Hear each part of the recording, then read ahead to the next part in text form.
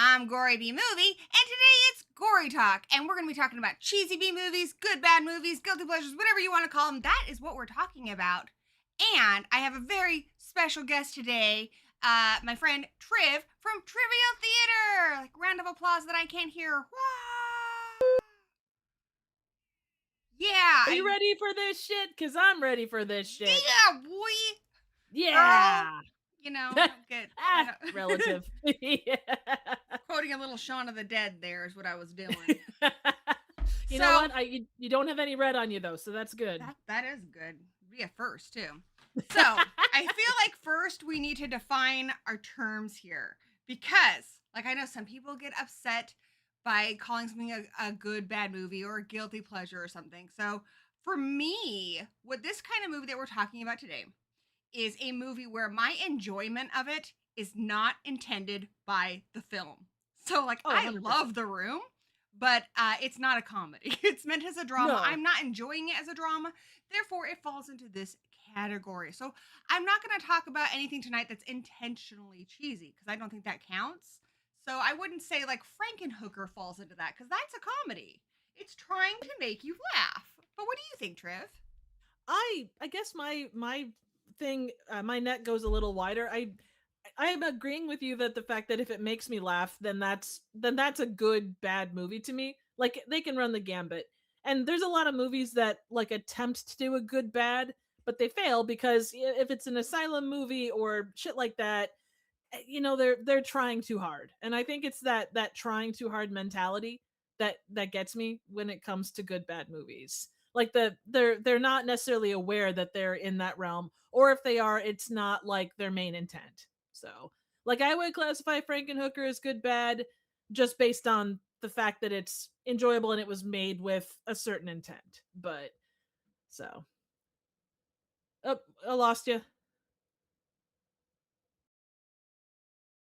Yeah, I appreciate your definition, though. I think that works really well overall. It is probably more of a straightforward, honest to God definition when you're talking about stuff like that.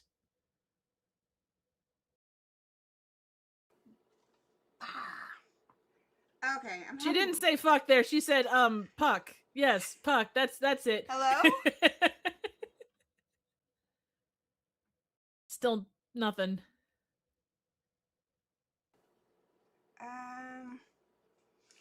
Sounds like a plan. Oh, so it was so cool. So the first place I met Gory was on the Horror Hangout, which is a podcast or a live stream.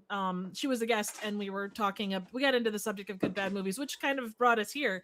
You can't, you know, there's so many ways that people can go when it comes to good bad movies, and there is. I think everybody has different definitions based on kind of your.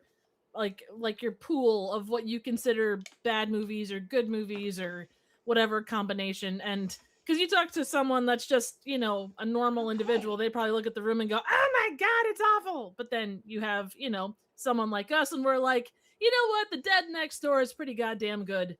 Even though it's it was made for 5 cents and returnable cans or something like that. But it's cheesy, it's silly, but god damn, is it entertaining. And if you can't have a yellow hat, the yellow trucker's hat that defines your movie, what is the point? And hell, you know what? Something like I can't even think of a good example. Avatar, Ice Tornado is certainly not getting a Vinegar Syndrome upscale 4K, with all of the bells and whistles, Oh, okay. I think we're good. Okay, and can that's you a hear hell me of a now? thing. Okay. How about Hopefully you guys in everyone can chat? hear Are me. you guys kind of feel the same way? Oh, yeah. Uh as far as let's see what else. Um as far as Frankenhooker goes, yeah, I guess that does kind of roll more in the comedy genre. It's kind of built, I don't know, it's a hard one to kind of balance out there as far as things go. Let me know in the chat if you Oh, can hear me. there we go. You're back. Yeah, but I'm having microphone issues. So we can hear you, Gory. So for some reason, my main microphone isn't working in the thing I'm talking to you on, but I have another microphone for that. So it's complicated, but it's working. So Hey, you know whatever. what? It's if it's duct taped together, if it's jiggered 5 ways from Sunday, but it gets you where you need to go, who the hell cares? So my thought is this. I mean, I am Gory B Movie. So I feel like I have a little more appreciation for the B movies or what a lot of people consider to be bad movies. And so I'm reluctant to say something like Frankenhooker is a good bad movie because I don't think it's a bad movie. I think it's a genuinely good romantic comedy. I think it works really well as a horror movie. So for me, there is a difference between that and something like Winter Beast. Oh no. I 100% get that. I guess my defin I yeah. I look at it from two sides. I look at it from the way that we look at these movies, but then I look at it the way that like your average person comes upon Frankenhooker, they're gonna go, regardless of the story and how good it is, they're gonna say, well, it's a low budget thing. It's clearly falls into a bad Yeah. movie category, which isn't right by any stretch. But I think that's how a lot of people classify that stuff. I agree. I agree. For me, I'm going to say there are layers. So I would honestly what I prefer my preferred term for these kind of movies is to call them cheesy movies. In fact, Danny and Oh yeah. I and our buddy Tony had a group called Cheesy Movie Club because I think undeniably Frankenhooker's cheesy. It's Oh yeah. intentionally cheesy, but it is cheesy. Whereas Winter Beast is also cheesy, though not intentionally. So for me, cheesy kind of covers everything. In fact, I'm starting a new review criteria for my movies that I review Hmm. on the channel since I mostly cover B movies. And I thought, okay, well, what are the important aspects of a B movie? So like Joe Bob Briggs had blood, breasts, and bees. So Hmm. for me, is it cheesy? Is it sleazy? And will it make you queasy? But definitely, I think Nice. cheesy is how much fun is it? And the movies I think we're going to talk about tonight are fun, whether or not that was intentional, whether or not it's a movie that's good. I think that's debatable, but they are all a good time. I would agree. I think that's a really good way to look at it. And like I think my definitions fall between, if you're talking cheesy, like give me cheesy and like attempted any day of the week. Like whether the intent was there or not, you get the ones that are just done as cash grabs, sci-fi asylum, that kind of crap. It's just there's no fun to them. Well, I mean, if you get in a group and you can watch, because I'm part of a bad movie kind of viewing group, and they pull out ones that are fantastically fun, and then they pull out those goddamn ones that are just like, no one can act. It is a waste of time, and they just like the highlight of vanity project, but not in a good way. I 100% agree with you. I think what I find very frustrating is a lot of people will say essentially the movies that give zero fucks are the ones that are the big, and I agree, the big blockbuster summer movies that were made by producers that were checking all the Hmm. boxes on what's going to make money. But I think something like Asylum or Wild Eye, a lot of times I feel like they don't really give a shit about filmmaking. They're just trying to pop out No. something else. And I think that's equally soulless. And that Oh is yeah. not something like I didn't care for Zombies. I don't really like, a lot of those movies. I mean, some of them, like I think the Sharknado movies are fun. And I have nothing, if you enjoy them and they're good for you, that's awesome. But those kind of movies aren't really my thing. I think the ones I like have a little bit of earnestness to them. Like Oh yeah. I would somebody agree. tried. Somebody actually tried to tell a story. Now, whether or not they succeeded, bless their hearts. But Oh, you're going like the southern. Well, bless your heart. but even that, I would say I'm a bit of a hypocrite because my favorite cheesy movie of all time, I got the shirt. I got the autograph Nice. up here by Graydon Clark. I fucking love this movie. Is Uninvited. This is my comfort food movie. If I am sick, if I'm sad, it don't matter. This movie is good for all occasions. Nice. So I actually saw this on your recommendation, and it was such a fun movie. So this is a movie where I cannot tell you that there's a lot of earnestness behind it. So like Graydon Clark's in the movie. His kid's in the movie. The cat that's in the movie, they use a completely different. It's an orange cat, which orange cat is best, obviously. But Oh yeah. there's a different cat. There's a black cat at the end of the movie. I'm like, dude, come on, come on.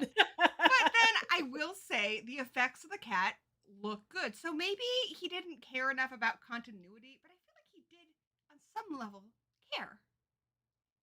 And don't you think too that sometimes when it comes to those things, like it's a matter of, oh God, we've got to get this last shot done. We have like $10 left in our budget, and the cat that we used ran away, or like the person left with the cat. We have to get this shot done. Here's a black cat. Just like toss some like filters over top of it so he looks orange, and we'll call it a day, kind of a Yeah, deal. they didn't try it. There's no filters. What I love is I have this autograph that I bought from Graydon Clark's website. You can kind of see it up here. It's above a Funko Pop. I'm trying to point to it. It's there. I Anyway, can. it's of the orange cat. And I bought it from Graydon Clark's website, and he said you can ask like for a message and stuff. So I did filled all that stuff. I get it in the mail, and at first I'm disappointed because he didn't put the message on it or anything. He just put his name on it, and the print was clearly done from his own home printer, and it's running out of ink. Oh God. And at first I was like, what the fuck, my dude? Like, I paid for this. And then I was like, you know what? This is the most Graydon Clark thing that's ever Graydon fucking Clark. Where he's like, good enough. So Well, that's like Neil Breen, like up until, well, and I think even fairly recently too. But I ordered one of his movies like way back before his stuff I've started heard of appearing him. on. Yeah, so he did like Fateful Findings, a Twisted Pair. I think he's done 6 movies, and they are like he gets more naked than his like people do, and it's crazy. Um, but he does like these, like you're seeing full like balls when in most of his movies. Ball? Wait, whoa. Back up, back up. He's dropping dong in these movies? He gets naked in his movies, yeah. That's all you had to say. Like, I am not picky. I'm down to see anyone's genitals anytime. Not necessarily as an arousal thing, but out of sheer fucking curiosity. Everyone's complaining about this whole A24 thing when they got naked old people. I'm like, dude, bring it on. Make everybody naked. Make a whole movie of naked people. I mean, I draw the line on like children. That makes me uncomfortable. But Yeah, beyond yeah. that, anybody else can be naked at any time. I'm gonna give it a thumbs up. I also like it when they have weird nakedness, like in Necropolis, where she's got 6 boobs. Oh man. Well, if you're not gonna, I mean, that would make it really difficult to put on a shirt. So I really have respect for the hustle of having 6 boobs and showing them. And see, this is something I'm getting excited about because we've had multiple boobs in multiple things. You know, there's Total Recall, there's Necropolis, there's a lot, you There's know, mole rats. yeah, dude, lots of different kinds of boobs. But I've never seen multiple dongs.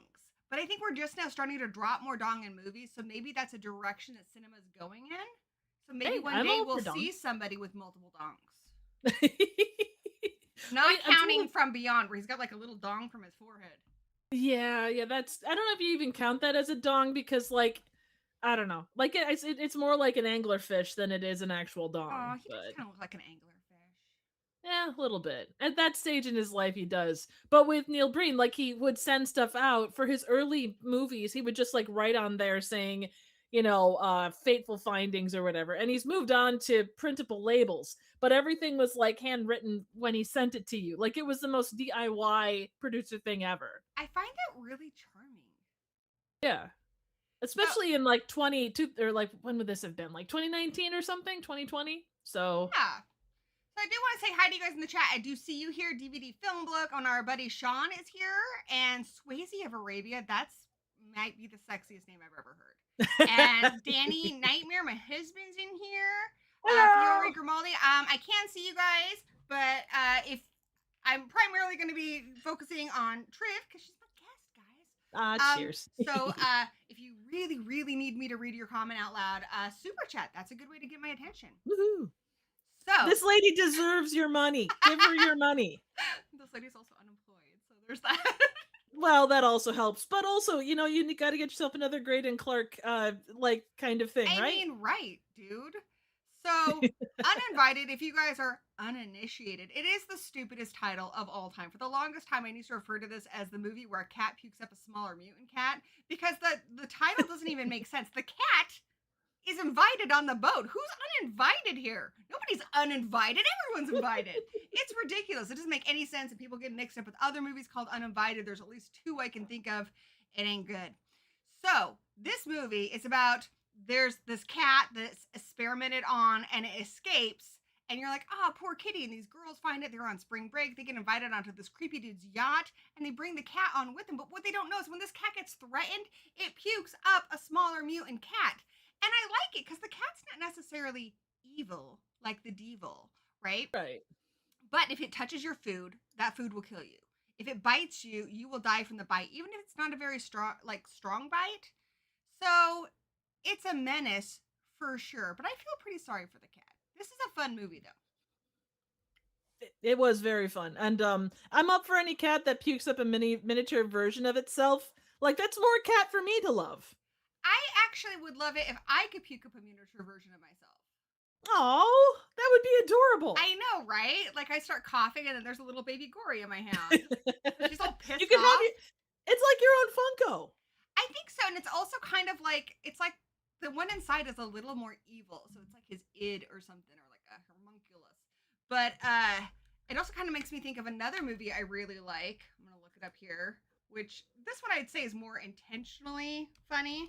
But since we're talking about little demons and stuff, Bad Milo. Have you seen Bad Milo? Ooh, I know about it. I have not gotten around to see it yet. I've heard a lot of good stuff. Like, I've been told by multiple people I need to check it out. Yeah, dude. In fact, I love this movie, and I was really surprised to find it at the dollar store once on Blu-ray. This is a gem, and this is what I would call an underrated gem because it's genuinely well made. It's genuinely well acted. The comedy is intentional, but it's definitely cheesy. The reason I wanted to bring this on the back of Uninvited, because we talk about how the cat gets threatened, so pukes up smaller mutant cat. This guy is really, really stressed out. He has a job where they treat him like crap. He's going to have a baby on the way. And whenever the stress gets to its peak, and he also has dietary issues, he passes out in the toilet and he poops out this tiny demon. That's fantastic. Oh my God. Named Milo. And Milo doesn't care why he's stressed out. I mean, obviously, this man doesn't want his wife dead, who's having this baby, but she is the cause of some stress. So Milo's just ready to eliminate any cause of stress, no matter what. So, but a lot of it, it's also got some good themes. Like ultimately, you have to love your butt demon. Like absolutely, that's what he's doing. He's cuddling his butt demon. Aww. So if you can't cuddle your butt demon, what are you even doing? I don't know, but I kind of wish I could cuddle my butt demon. I don't know if I have an inner child, but I'm almost certain I have a butt demon. I love that. That'd be a good t-shirt, you know? Yeah. Like, can you imagine if you had a butt like that? Like, where I'm hugging my inner butt demon. Yeah, I think you guys take some time today and hug your butt demon. Exactly. Make it a daily ritual. Make it part of your I don't know, daily routine. Oh, Danny. Triv is probably the most animated guest so far. Aw, Danny. Dad jokes. Oh, sorry, I'm trying to be all like I don't know. Like the oh gosh. So oh, you don't flush your butt demon, Adam. Come on, dude. They will clog your toilet is what they'll do. Yeah, and then he'll kill your plumber and he'll charge you more because you killed him. I know. It's a whole thing. Yeah. Triv, hit me with a cheesy movie you want to talk about. I was gonna start like classic Peter Jackson, Bad Taste. Okay, so don't hate me, but I have never actually finished this movie. I've seen clips of it.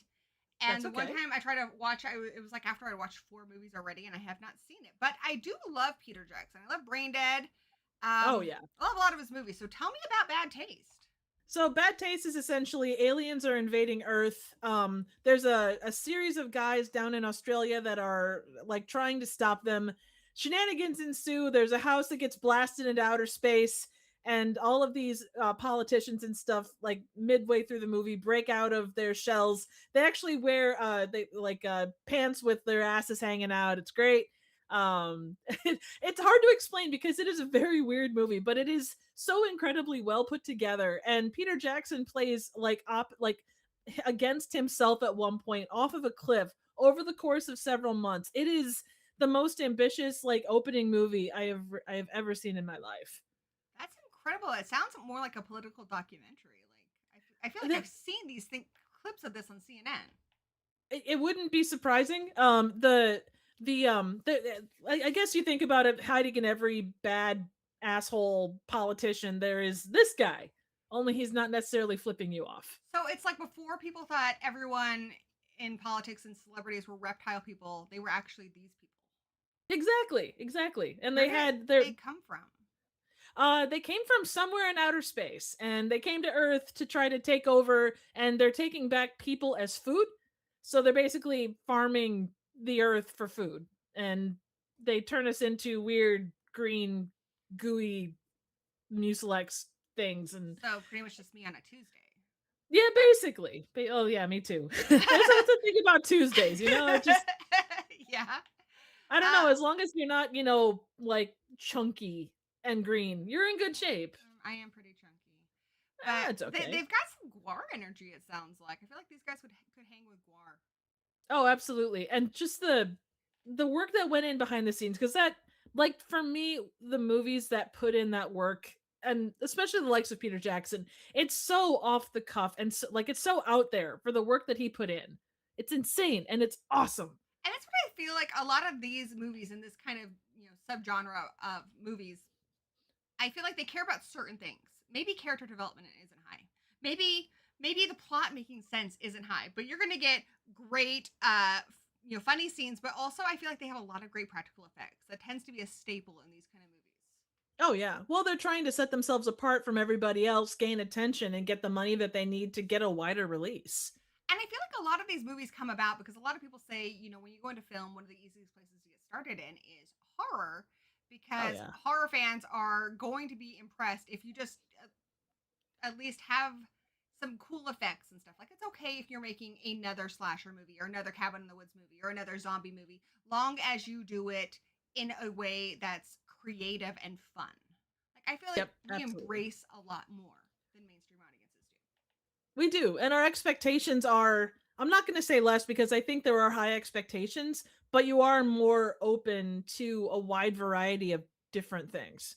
I also feel like I'm a little bit like a cat going through, like, shuffling through the litter box. Or actually, more specifically, my dog looking for little sand babies in the litter box that he can chew on. Little, they look a little bit like almond rokas. That's what my dog's looking for. But I'm always Almond rokas are delicious. almond rokas. True story are actually taken from not just any cat box, but my cat's box. So Really? cat treats Wow. rolled in litter. He You know eats what? them I'm himself. gonna every the next time I have one, I'm gonna say thank you, Gory. You're welcome. Thank you, Kirby. That's the cat. And Ah, he's well, orange. thank you, Kirby. You're Well, there you welcome. go. I have a black cat personally, so I I love know black that cats. yes. Well, how And could you with not? their They're so powers sweet. combined, they're Halloween. So badass. So Absolutely. I like to think it's like, sometimes I will have to watch a lot of, movies that are just not enjoyable, that are just bad. But when you find Yeah. these little hidden gems where it's usually like, I've never seen that before. What the hell is this? And then you call up all your friends and you're like, have you seen this movie? It's insane. It's totally worth the last like 10 I watched that were forgettable. Absolutely. I actually ran across one called Phobe, from like the early 90s, and I What's need it to look called? up like Phobe, the xenophobic experiments. It's a hard one to find because the fucking title is Phobe. The PHOBE, the xenophobic experiments. It is What is this? such it It is such a it fun it movie. broke my Oh no. thing. I mean, Oh I crap. have it pulled up, but wow. Okay, it's fine. I'm gonna fix it. Anyway, tell me Yay. about Phobe. So there's this guy who wears like Bret Hart shades and has like the greatest mullet known to mankind. It takes place in Canada. He comes Bless to you, Earth Canada. to search out these terrible, like evil aliens. And he goes with this high schooler, and he's trying to save her. So it's essentially like Kyle Reese's Terminator, or So Kyle Reese in Terminator. is it sexy? Uh, I mean, you've got mullets and you've got like crazy like early 90s hair with gigantic bangs. So if that is sexy to you, then Yeah. this is right up your Throw in alley. a banana clip and you've got a party. I don't think there's any banana clips, but I mean, you've got the giant ass bangs. But it was half done at a cable access studio. So like the on the home planet, they're set up like on this inside this cable access studio, like where you'd pay your bill. And then they're at like a steelworks place. There's lightsabers. They draw from so much random stuff, and like the community came together for this movie. They pulled so yes, hell yes, Canada. I love you, Canada. But this Canada, community, like Canada, will just loves film. I mean, that's why they have that whole film commission where they give a lot of filmmakers money to make movies, and I feel oh like yeah, they don't care. Like if it doesn't sound marketable, they're like, yeah, make a movie, go make art. Like, bless you, Canada, absolutely. we love you. And this kind of runs into that feeling too, or this way too, because the community came together. Like you look at the credits at the end, and everything was donated. Whoever did their marketing to go out and get props and everything else, like they were donating colored contacts. They had a steel mill that did stuff, and this is such a fun movie. And there is a few moments that it kind of slows down, but overall, it is just an incredibly fun movie to check out. Oh, I guess it's got a female writer and director too. Adding it to my Yes, films directed by women. Wow, I've not seen this, but I'm adding it to my watch list. By the way, both of us are on Letterbox, and yes, feel free to follow us. We'll follow you back, and but I am gonna stalk you because I'm just really nosy about what people are watching. Just the other day, I scrolled yeah, through go for Triv's it. stuff, like what you watching, Triv? What's going on? Well, I'm in the process of the Scream franchise because we're doing that on the horror hangout with Sean I Urshan. saw that. It's so So exciting. You guys are such a fun group. So horror hangout. Tell them a little about horror hangout. so horror hangout is a monthly I guess live stream kind of a deal with Sean Urshan, the horror miser Monty G, Jen's reviews from the grave, trash picture show, and Jen's daughter Velvet. And we basically pick a topic every month and we discuss it, whether it's one hit wonders. We're talking about the overall Scream franchise coming up. It changes by month, but there's always a lot of great conversation. It's funny, and we always have great guests on, like you, Gory. I had a great time. And that's tomorrow you guys are doing that, right? Tuesday. So, Tuesday.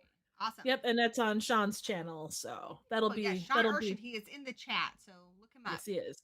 Woohoo! I have Um, another movie I want to tell you about, but oh, now please I've got do. to change it because Foe broke my thing. Oh no! Kind of sad. Oh It was God, a different size. you had me at Sleepwalkers. I So adore my this son movie. actually doesn't really like a lot of horror movies, but the one time I can watch anything I want is Mother's Day. So I really pick the stuff that he would fight against. And this is what we watched this year. Sleepwalkers Oh, has got to be. I mean, what is it with me and the cat movies? I feel like I have a special connection with these cat movies. But I love Sleepwalkers. This movie kind of bombed when it came out, and I was like, what are you talking about? That's cinema. It's so good. It's got freaking Leo from Charmed in it. Madkin Amick, who I don't know whatever happened to her, but she used to be in a ton of stuff. And I think I just butchered her name. But whatever, guys, go with it. Oh my gosh. absolutely, It's got one of the best cat characters of all time, Clovis. Clovis. Get the bad guy. Get the bad guy. Love him. This movie's wild. It's one of the, it's, I think it is, at least at the time it came out, it was the only movie that Stephen King had written just for the screen. So Yeah, it's not based on any short story. I don't know if he's done that since then, but at the time, this was one of a kind. absolutely. It is a special movie. There's no doubt about it. And it's star studded.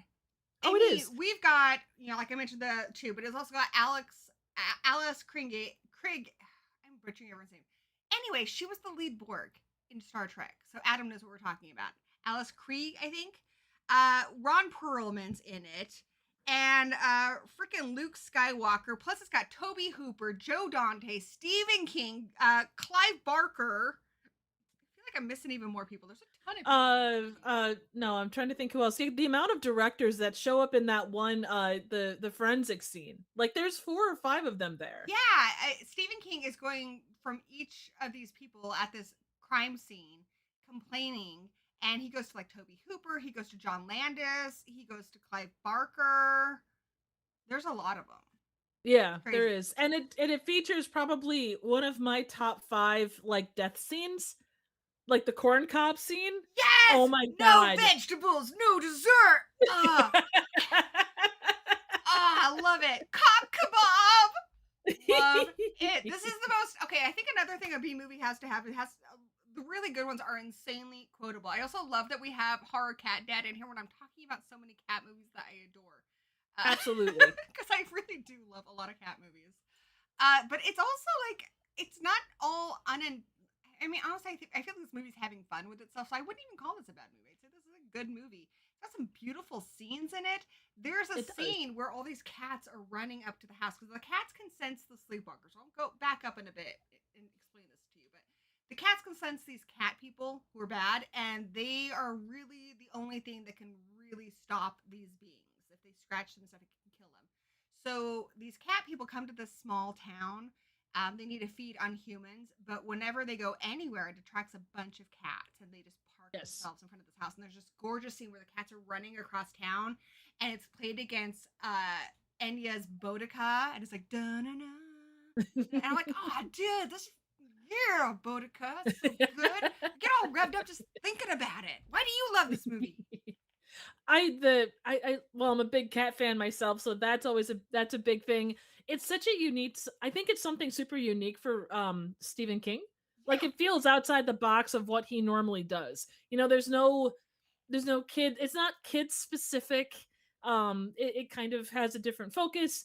The transformation scenes were really good for me, given the time.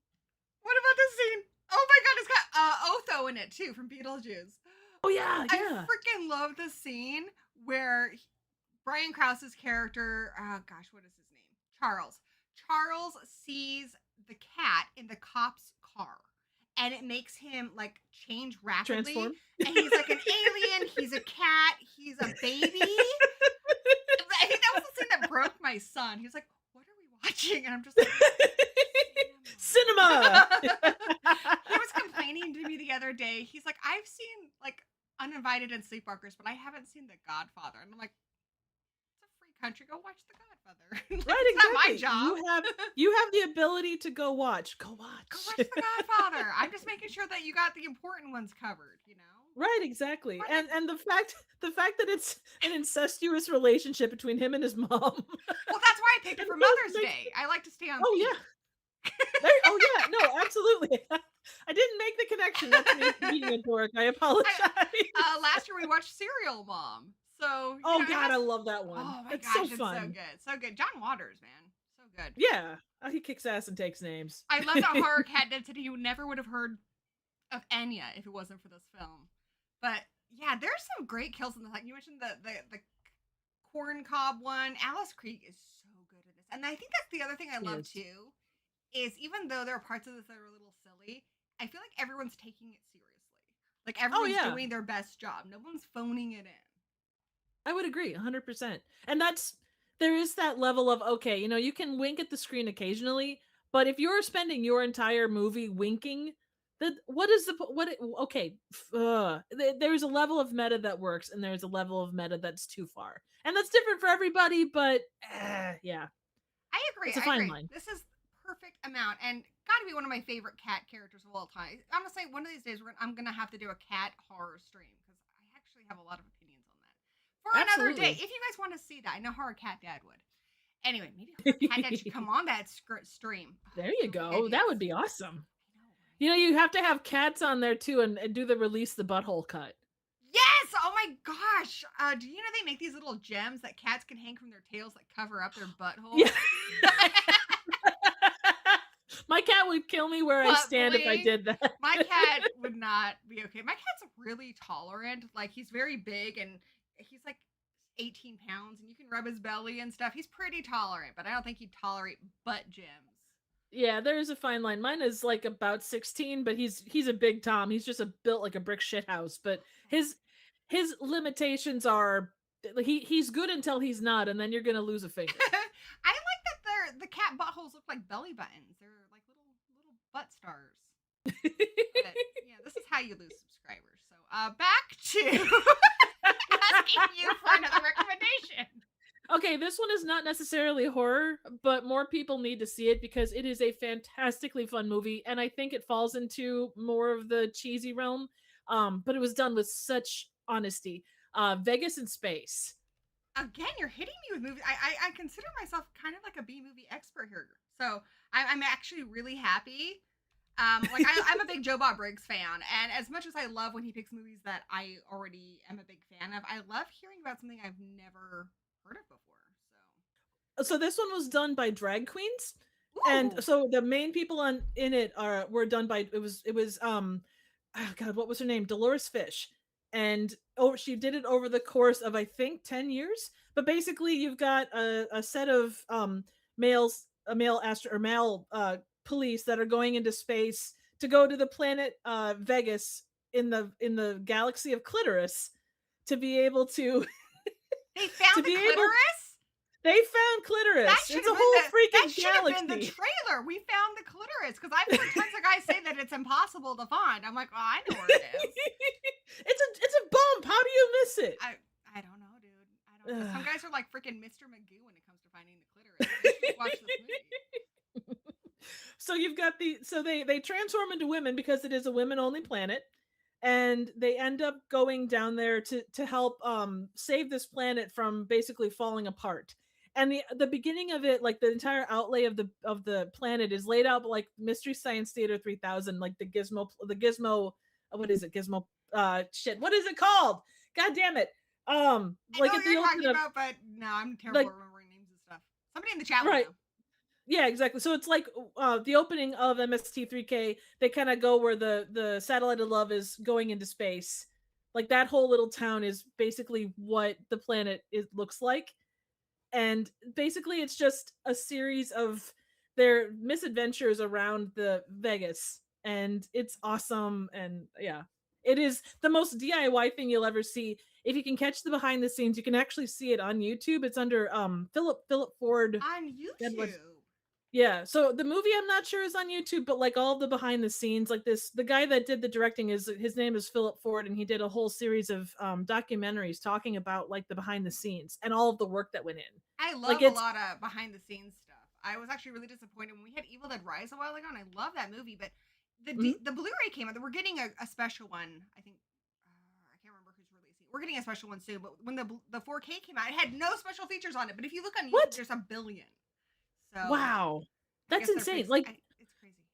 Yeah, that is. But yeah, so this movie, like Dolores Fish was basically an escort, and she would do her job, make money, get film, do as much as she could, and then when they ran out of film, she would go back, do the job, earn more money, and go from there. So that's incredible. I love that. I love when people do what they can to make a movie, even when they have no resources. Because I think a lot of people are like, hey, I would love to make a movie. I love film, but I don't have any resources.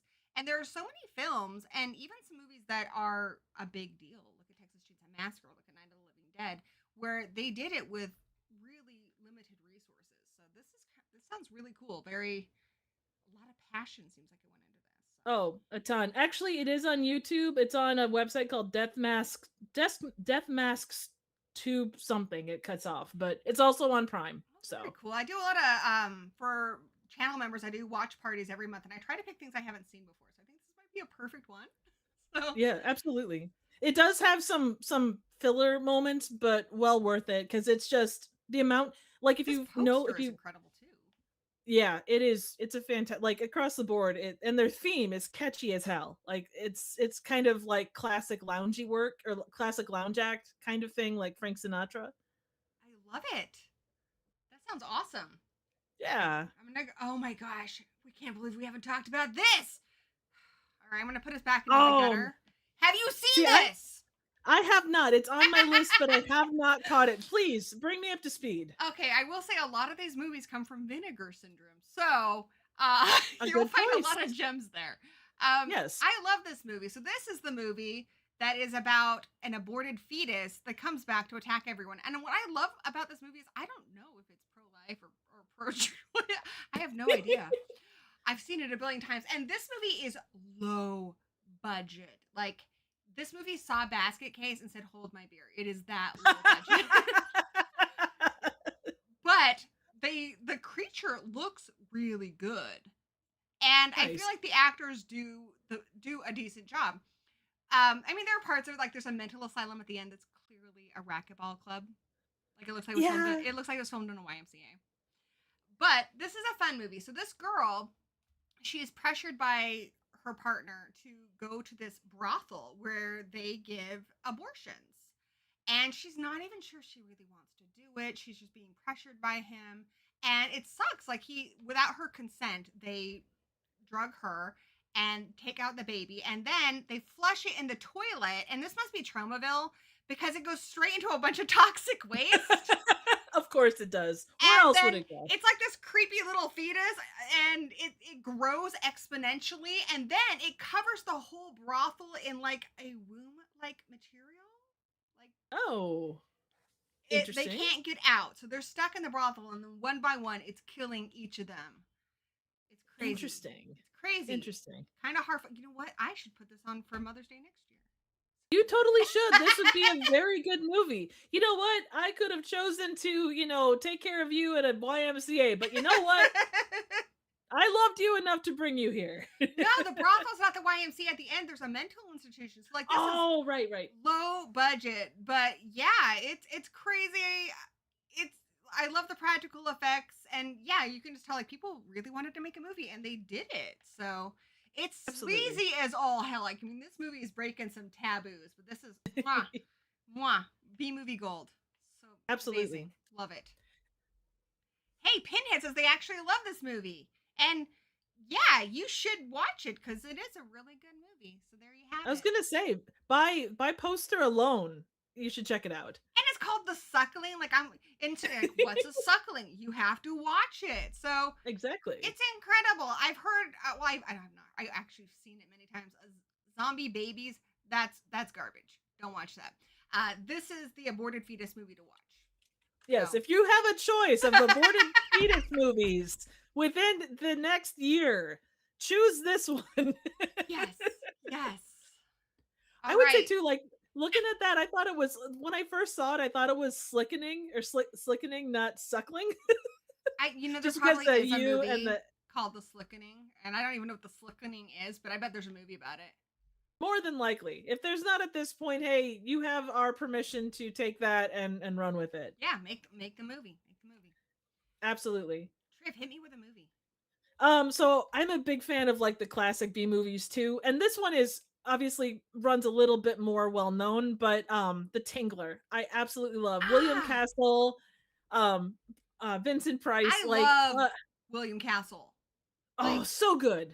So good. Oh my gosh. Like if I was back in the day, I don't know, because I love Vincent Price too. I'd be probably courting both of them. I would have been like a massive like playgirl in the day. Oh yeah. Like, what's up, William Castle? What's up, Vincent Price? It would have been awesome. Anyway, Absolutely. This movie's fantastic. This movie also actually kind of scares me. Is that weird? It does. No, absolutely not. Like it preys on fears of, like when he's laying there on the couch and it gets out of the cage and attacks his hand and starts humping his hand. I don't want to be impregnated. I don't want my hand to be impregnated by like a weird tingler thing. Frick, no, don't impregnate my hand. Stay the frick away from my hand, tingler. And I love that William Castle, he would make movies an event. So he would do crazy stuff. So if you went and saw House on Haunted Hill, a skeleton would fly down through the cinema. If you've seen the movie Matinee, it's based on him. And during the Tinkler, they had little electric shocks that would be in the chairs during certain scenes, which sounds awful. I don't think you could get away with that today. But he was doing that whole 4D movie before it was a thing. He was. It'd be a good way to get off. You make sure you figure out what seat has the tingler on it. Yeah. And you're like, oh God, oh yes. Yeah. It's because, when you have the tingler on it, you can feel it, so it like messes with your head. And I think the scene that scares me the most is this movie's in black and white, but there's one scene where it has bits of color in it, and that scene Mhm. freaks me out. Do you know what I'm talking about? Oh yeah. Do tell me Yep, about that. absolutely. So there's a deaf mute lady who is terrified of everything. She's very skittish, and she thinks her husband is trying to kill her, but she also thinks that she's alone in the house. She's terrified of everything. She's given something that I think was it PCP that she was given, I think so. or Yeah, LSD or whatever. something like Um that. anyway, It was she's a given drug. It something. had letters. Yes, it makes her hallucinate everything. So she goes into this bathroom. The bathroom medicine cabinet opens up and it says death certificate. It's basically a death certificate. And then she looks over and there's in color a full tub of red blood, and then a hand comes up out of it, and you just see her reacting to this hand. It's so good. It's so good, but it's so scary. And I see you, Kelly and Pinhead and Zigma. Welcome. We're talking about cheesy movies today. Yeah, the Hello. Tinkler.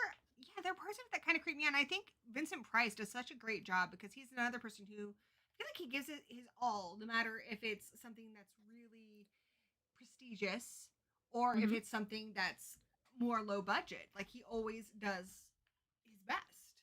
Absolutely. I mean, you look at something like Dr. Phibes or A Theater of Blood, those are more on the higher end of everything, but yeah, he does. He acts like he's Shakespearean trained. And I Yeah, love that. I love him in The Fly and The Fly 2. And The Fly 2 even has like this guinea pig man. And Vincent Price is just like, I don't care. I'm going to treat this like it's Shakespeare. And that's why we love him. Absolutely. He's fantastic. Absolutely. Yeah, he just classic guy. Even when he did Scooby Doo and the 13 Ghosts, like even Yes. that. Oh my gosh, my son is the biggest Scooby Doo fan. He is obsessed. And he loves that one, which I love it too. But Flim Flam, he can go eat a bag of dicks. Like I You don't know want to what? see that. Once you get outside that main five crew, even with Scrappy, I think you're losing. You're losing. Like I don't like what Scrappy. made it good? Yeah. No. Oof. But I agree. I think I'm biased just because I was like a kid in the 80s. So I was like, what's Yeah. up, Scrappy? But I do like it. Anything else you want to say about the Tingler? The fact that this was the first I think it was the first on-screen portrayal of LSD. Like they actually talk about it. You see him with like a brochure talking about LSD. Wow.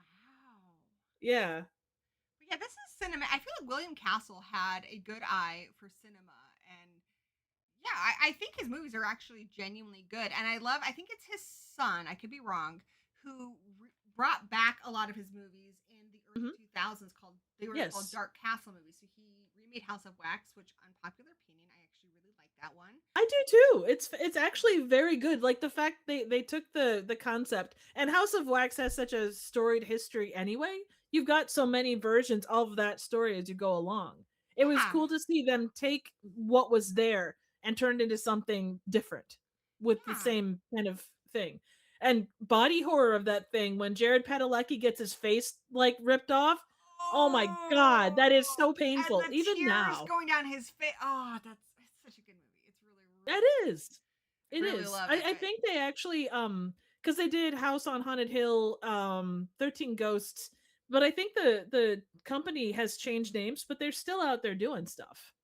yeah, I think they have done something more recently, but I can't remember what it was off the top of my head. But I do remember being like, oh sweet, they're still making stuff. So Yeah, yeah, I really like William Castle and Dark Castle a lot. They're very good. absolutely. Do you know that he was, and I'm trying to think if it was oh, Mary no, Rosemary's Baby, was he a god, was he was a producer on that, or god, what was it? He was a producer on something big behind the scenes. Like he William was a Castle? one. Yeah, he I'm was. gonna I look him can't. up. I'm gonna Or go maybe find it out was right now. maybe I'm thinking Corman. I thought that William Castle had Roger Corman's stake been a in part of a some way. lot of big stuff. Yeah. I thought that William Castle had like a big Yeah, he's a like producer on stake in Rosemary's something. Baby. Yeah. Crazy, dude. And you would never, from this very cheesy director, all of a sudden you get this. Like holy shit. Yeah. Yeah. I think he just has a passion for making movies. Oh yeah.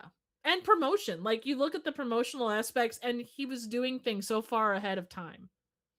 Yeah, he's awesome. Yeah. Okay. Let's see. What else do I want to talk about? There's a lot, guys. I don't know if I can talk about all the movies I want to talk about, but we're gonna talk about some of them. Is there a particular one you want to talk about? How about Black Roses? I love Black Roses. That one's got some Oh my god. great practical effects. It does. The speaker scene, like with Yes. the oh my god. Like that's the greatest kill of that whole movie. It's fantastic.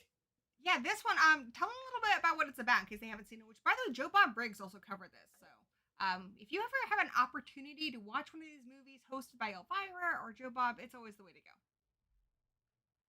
So it is I have to think back because it's been a minute. So there's a teacher that saves teenage souls from a heavy metal rocker. So there's a hard, like if you go back to Satanic Panic era, this big, for some reason he's doing what, like 5 nights of shows, and Yeah. There, he's it's come this go ahead. band it's gotten really popular with the kids, and it's so ridiculous because the kids are like 50. They are Like, they are and all of the so adults are old. like 5 years older than they are. Exactly. And this town is very conservative. They really hate anything that they consider to be, rock music's demonic, and it really does kind of nail that on the head. Like, Oh yeah. don't let your kids listen to hard rock music because they'll be in league with the devil. Only in this case, it's actually true. And this band comes and is doing this special concert in this tiny town in the middle of nowhere. So the kids are super excited that they have this opportunity to see this really big band in their small town. But little do they know that they're freaking demons. And then they start one by one taking the souls of the kids, and then the kids are all possessified. And then there's a And whole they bunch all of like kills. they all turn into like different kinds of demons. Like Yeah. there's the tennis chick that gets all like long and weird and extenuated and stuff. It's a very, like, it's a super fun movie, but they went really creative with the way that they did the demons. Yeah, it's like screaming at George level. I know he didn't do this movie. This I don't think he did, but it is on his level as far as really good practical effects. Yeah, Pinhead's right though. It does share a lot of DNA with Trick or Treat. I agree. Trick or Treat's also really good too. They're both. There's a lot of movies that deal with like rock and roll and like demons. So there's also Trick or Treat is really good, and There's another Rock and Roll one, Nightmare. Rock and Roll Nightmare, and then another one that I remember you mentioned earlier, or well, you messaged me earlier, but I do love this movie. Oh no, did I break Letterbox? Oh Whoopsie. no, that's okay. It happens. Doesn't happen. I mean, there's Hack a Lantern that kind of deals with that. Okay, this there are a movie lot is of so like, cheesy that you can't even. Yeah, if okay, so if oh you try god, to I pull up Hard Rock love. Zombies on Letterbox, it goes to a broken page, but you can see the front of it there. Hard Rock Zombies. This movie is massively inappropriate, massively inappropriate, but I do love it. So it's weird. So you have this guy in a rock band, and he's instantly in love with this teenager who is way Of too young with course. him. He basically sings the equivalent of Winger's Only 17. It's like, it's not aging well. But then he gets killed and is a zombie, and he comes back from the dead, but he still loves her. And there's all these other zombies, and there's probably more plot to it than that. But it's just ridiculous, and surprisingly, the songs are kind of good. Like they get They are. And when we were talking before about the things that what the movie will focus on one thing or another, probably because of budget and everything else. With a lot of these like rock band movies, obviously, they focus a lot on the music, and there's a lot of good music in there. Yeah, another one. I don't know if you've seen it, but have you seen Rocktober Blood? Oh, this one's I doesn't feel like want I've to pull up. heard of it. Rocktober Blood is ridiculous. So that one, it's really really low budget, but it does have some pretty good songs in it. And this guy is killed, and then he comes back from the dead, and he kills all of his bandmates, and he's also like stalking the girl he was into. Oh, We nice. did like a watch party of that with one of our friends back in the day on Horror Addicts. But Rocktober Blood, I think you can watch that one on YouTube. It's really low budget, but the music's actually pretty good, dude. Rock on. That sounds awesome. I will add it to the list of stuff. I feel like I'm gonna sneeze. Bless you. Maybe not. I don't Keep know. talking about it. It won't happen. Oh my goodness. Okay. Dun, dun, dun, dun. Now what am I gonna grab? I have a whole list of them here that I'm kind of going through. Hooray! We got a Have lot to you talk about. seen Things is an experience? And I It know, so this one is only on VHS, I believe. Well, I think it did eventually get a DVD release. But for the actually, longest, Vinegar Syndrome has put out. Well, I think they did. I'm pretty I sure think you're Vinegar right. Syndrome put out a thing. And this movie, it's dubbed badly. They have a porn star who plays the reporter at the beginning. She's clearly just reading the teleprompter or the cue cards. It's so bad. But here's the It thing, is. guys. I know a lot of people say this is unwatchable. This movie Ah. is really freaking funny. So this guy, honestly, I've seen this movie so many times, and I still can't really explain the plot. But there's one guy. There's no real plot. They're trying to have a baby or whatever, and then there's demons involved, and then she gives birth to these things, which are kind of like the things from the Tingler. They're little wormy things, and they run around. And his buddy comes over. But the reason this movie is so iconic is the lines are just ridiculous. Oh, They're they completely ridiculous. And it also has a really good song in it, which is he got it in a tailspin. But it's so ridiculous that I can't help but believe that some of this was intentional. Like, people think that this movie is just that bad. I feel like they had to have known a little bit. It's so bad. And it's the most Canadian movie of all time. Is. It very much is. The fact that he goes around with like a drill with like the long auger or the long drill bit on it, it's just like, what in the hell? What's that gonna do against like a bunch of ants with giant teeth? No, My God. It's insane. Yeah, And this was actually part of wasn't it the Iron Mutant Challenge? It was this, and was it Sledgehammer? Yes. This one's a lot of fun, but I know a lot of people had a really hard time with both of them. Sledgehammer, I think, is kind of slow, but it is. I love Things. This one has a compared to the other, it's definitely has a more coherent story. So for me, this is kind of like the Room of horror movies, because it's just quotable and ridiculous, and just it's insane. You have to watch it. I just love they pulled the tape recorder out of the freezer. Yes. God, in a tailspin. Hit me with a movie. My next one is called Blood Hook. It's an up north. It's a movie that's shot in northern Wisconsin in a town called Hayward that has like a giant muskie as part of it. They have a reggae song, or it's a reggae kind of polka song as kind of their main theme. The hook that they use is literally like a foot long bobber. Why is it so big? It has to be because it's in Wisconsin and you're gonna go after giant muskies, so you gotta have big. What's a muskie? It's a giant ass fish. It's like a 3-foot fish that looks like I don't know, demon creatures. Basically the idea of this movie is there's a group of kids that go up and they stay at this cabin. When the main character was a kid, his dad was taken away from him, like he was pulled into the water, and he holds this trauma with him. So then him and his friends go up there, and this killer is back, and he's just like murdering everyone with this giant ass bobber thing.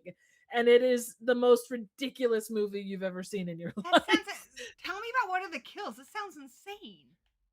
So there is a guy that goes out in a boat, and he's been drinking all day long, and he's the hook kind of comes out and it grabs him by the bottom, or like by the bottom of his stomach, and starts pulling up and pulling up and pulling up, and it just kind of rips everything open. It's not see this. It's on Tubi. Oh my gosh. It is. There's a scene later on where you see all these like waterlogged bodies, and they're all being like held under this dock, and it's just nasty. It is genuinely off-putting. So this sounds incredible. The one thing I will say about this movie, there's a lot of good to it. It does lag before you get to the third act, so just be aware that it's about an hour 40. It should be about an hour 20, but it still is worth a watch. So oh my gosh, I'm checking this out. It's going on my watch list.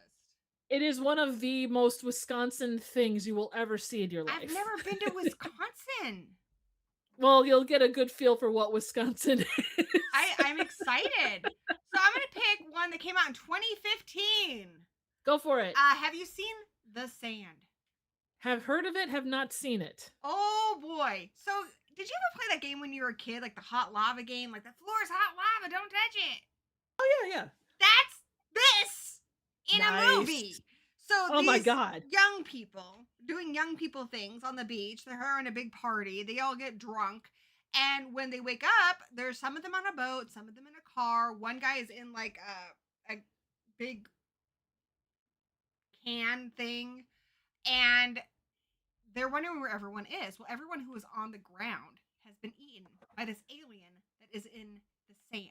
So if you touch Oh. the sand at all, these little fibers come up Mhm. and they will slowly just start to consume you. So there's some really good gore in it. It's nasty. So they've got the one guy, I can't remember, forgetting the word for, the things they put oil in. Oh, Canisters? drums. Like Drums. drums? So he's in an Yeah. oil drum. He's stuck in there. He can't get out. There's some people in a car. And so they do things like they try to hop onto little things to get to where they want to go. And Okay. they can't touch the sand at all. It's ridiculous, but I feel like the movie knows it's ridiculous and it has fun with the concept. It's pretty low budget. But I really liked it. You also have a cameo from Jamie Kennedy in it. Which Really? is Oh my really god. fun. He plays a cop, and they're like, "Wait, what?" And he just walks out onto the beach, and they're like, "Well, what the heck's going on?" And it's because of his, he's got boots that are protecting him. But Right. yeah, he's really fun in it. This is a really fun movie.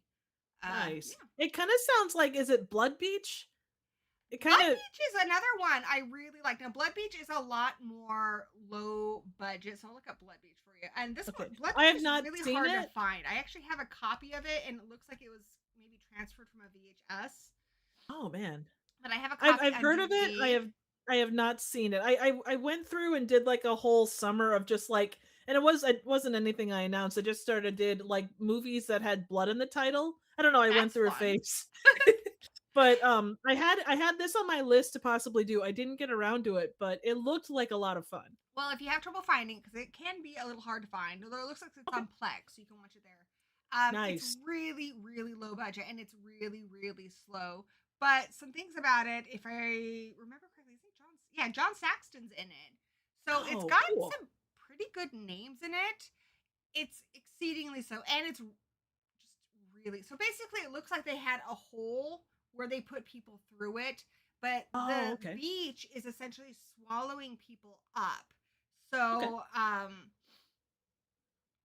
it's like I think it was in response to maybe Jaws, like is making people Ah. afraid to go in the water. This isn't supposed to make you afraid to go on the beach because it would just swallow up like a lady walking her dog, or swallow up anybody, and you're just digested and consumed by Oh, the so it's like sand. Sherlock.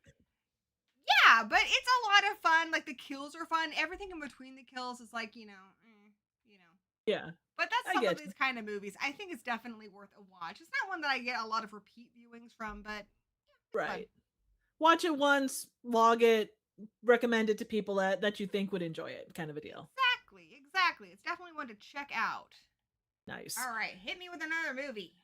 Okay, this one is not, it's sort of like very light horror if you're going to call it horror. But it's Jesus Christ Vampire Hunter. Okay, is this? I remember I watched like a Helen Keller Werewolf Hunter. Is anything like that? In that realm, yes. So 2001, it was another Canadian one. The Canadians, Um, dude, they know what they're yes, doing. they Wow, do. this So is geez, low budget. but it is such a fun movie. At one point, Cartoony. like, yeah, it is. So there's like at one point there's like a spinny thing in the background. You've got the cross, and then it says Jesus just randomly, like as a transitional piece. At one point, Jesus is down and he talks to God, but through an ice cream sundae. Shut up! Yeah. Shut up! This is one of those ones that was recommended to me by someone, and I kind of went in like, okay, yeah, okay, let's see what this is. But genuinely, I was so delighted by this movie. Basically, like these demons are going after lesbians for some reason. Aw, Jesus comes back to save all the lesbians. that is the most Jesus thing I've ever heard. Like Jesus Absolutely. would. Jesus would be like, "Don't be." Maybe it's because there was that period of time, and that is one area of film I'm not super familiar with. I'm familiar with it, but I haven't seen the movies. But the lesbian Yeah. vampire stage, remember that?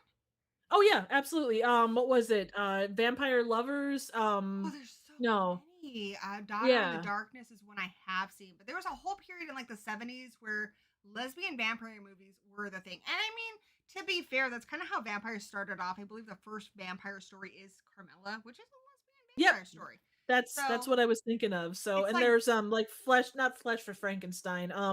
Was it Blood for Dracula? Like like I the said, I haven't watched a lot of them. It's an area I really need to. I just need to spend like a month just deep diving into it and watching them because I haven't seen a lot of them. But yeah, it's it's like, one of those things that you go with time. So, yeah, it's like Jesus was like, no, this isn't happening today. Not to these lesbians. Not on my watch. absolutely. There's also a fight with a whole bunch of ninjas, like quote ninjas that it is just it's not a long movie, but it is just a delight to That's watch. good. A lot of movies are too freaking long. Yeah, Jesus, dude. That's awesome. So happy about Woohoo. that, dude. Let's see. I'm looking at my list here. Oh my gosh. Okay, we have to talk about this. So Okay. remember earlier I said it has effects like a Screaming Mad George movie? This is Yes. a Screaming Mad George movie. So if you don't know what I'm talking about, Screaming Mad George, he did like 2 of the Silent Night, Deadly Night movies. He did 4 and 5. He Didn't did he do Society? Society is probably the really big one. If you guys haven't heard of Society, let me know and we'll talk about that one as well. But I think a lot of you have probably seen it. But he did Absolutely. Society. He did Nightmare on Elm Street Part 5. So I think it's part the one with the roach kill. He did that. Mhm. So Nice. he also did Children of the Corn 3. Now don't be like me. I didn't watch this one until adulthood, and I'm really bummed. I should have watched this back in the day. I assumed after watching 2 on VHS as a kid that the Children of the Corn sequels were not worth watching. No, no, Right. no, no, no, no, no. You need to just go and skip right to Children of the Corn 3, Urban Harvest. This is Ooh. a gem. Not only does it star Charlize Theron in it, I mean, she doesn't star her. She's in like a few background scenes. Nicholas Brennan, who plays Xander on Buffy, is in a few background scenes. There's some like before they were stars moments in here, but this family fosters this kid who was from Gatlin, the children of the Corn town, and they bring him to the big city, and you're like, what the heck is this kid gonna do? He needs corn. How can he? Otherwise, it's just children. No one wants to watch just children. Oh, frick no, because he's got this old-timey suitcase. He grows freaking corn up on the rooftop, right? He gets all the cool teenagers to come around and check out the corn. It's amazing. Nice. But the best part is there's just so many like just insane body horror moments. And at one point, he who walks behind the rose, which he actually comes out in this as opposed to the first one, and he's just Really? swallowing kids like they're freaking Tic Tacs. It's amazing. It's so Nice. bloody and gory and ridiculous. Like this kid plays it so straight. Oh, mwah, love it. So good. Fantastic. Gotta check it out. Woohoo. All right. Gotta love the corn from your husband. Yeah. Basketball and corn. Those are like 2 great things. It's like an American staple, dude.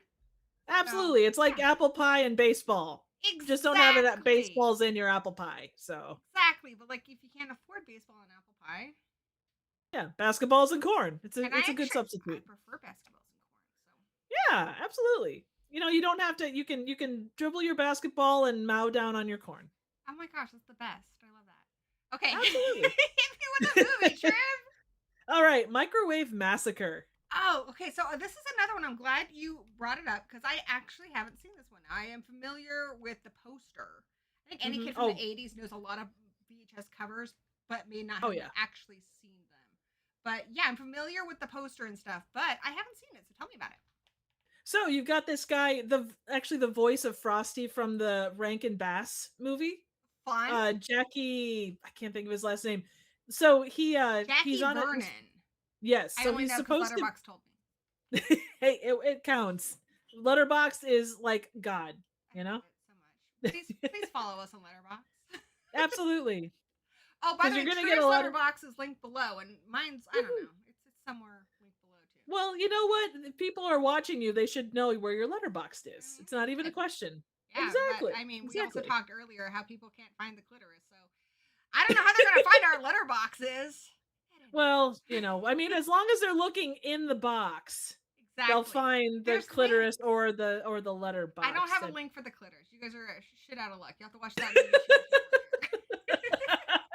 I got links well, for that's all a of whole them. damn galaxy. So if you're not able to find the galaxy of clitoris or star system clitoris, anyway, doesn't matter. If you're not able to find it, that's on you. I mean, Yeah, yeah. it's a CEO problem. It's not an us problem. Exactly. Anyway, Educate yourself.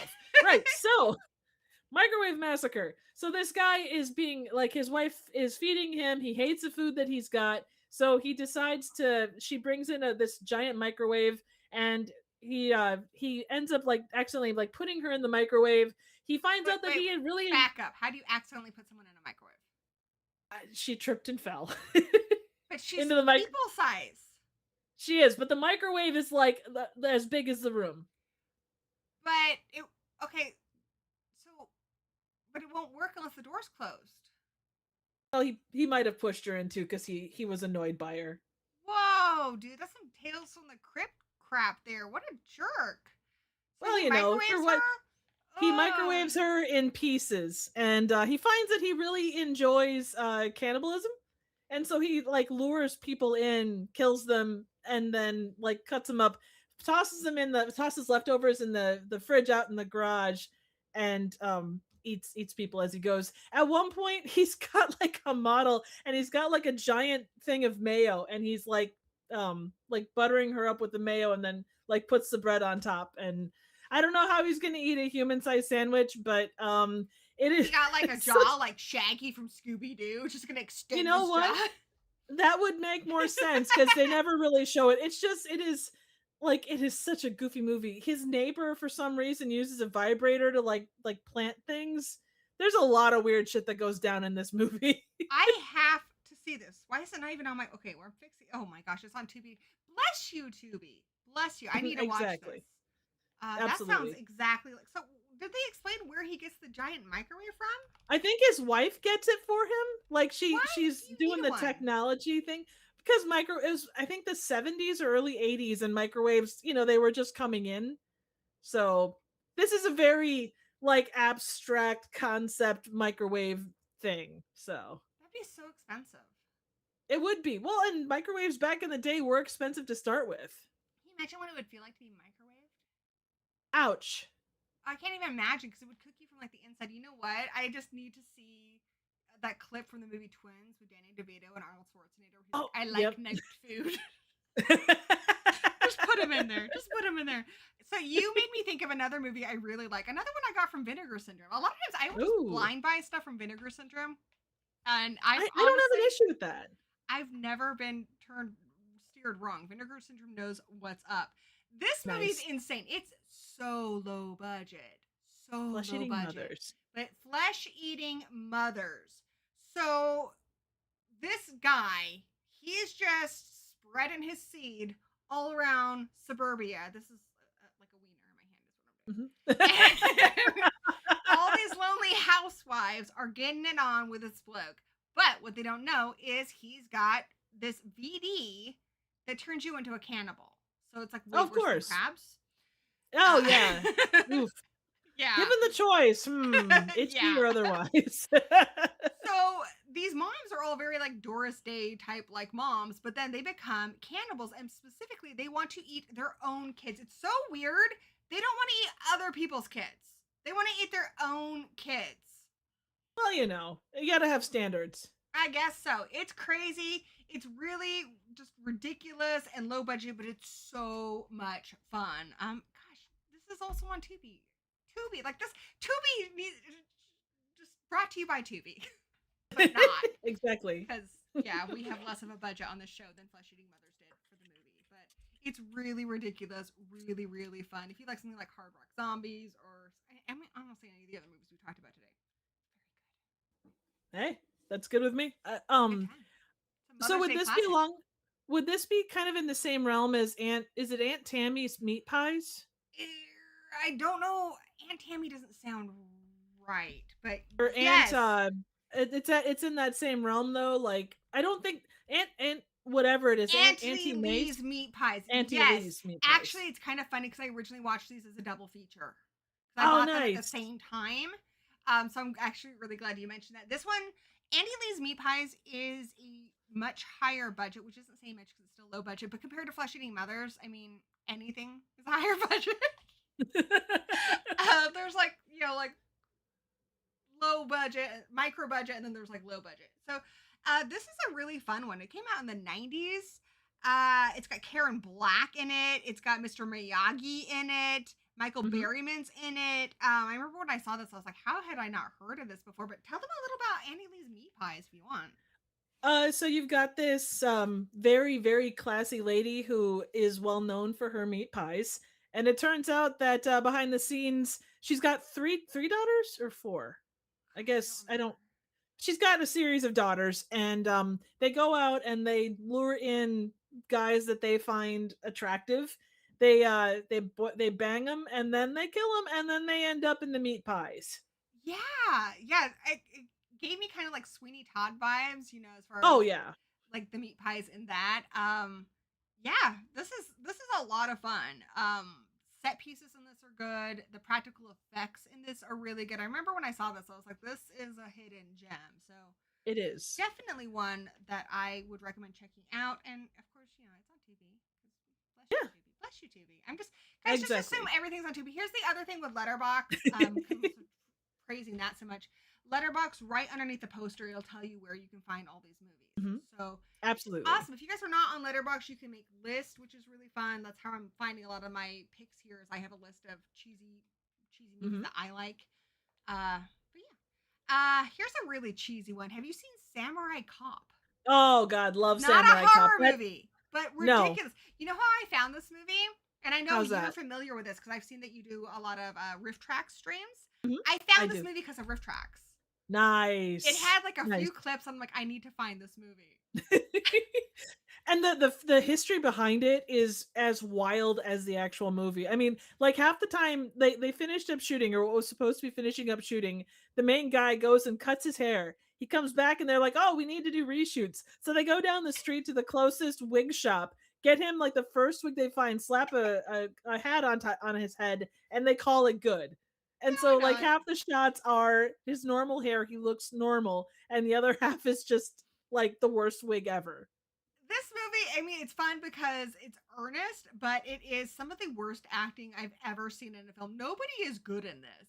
The Oh man. dialogue, it's next level bad. Like it's the room bad. They did make a Samurai Cop 2, and that one winks a little more at the audience. This one they're It like does. they understand the appeal of the first one. But this one is mostly just funny just because of how just badly written and acted it is, but it's so entertaining. If you took something like any of the big macho action movies of the 80s or the 90s, you think Schwarzenegger or Stallone Mhm. movies, but you just remade it with just terrible acting.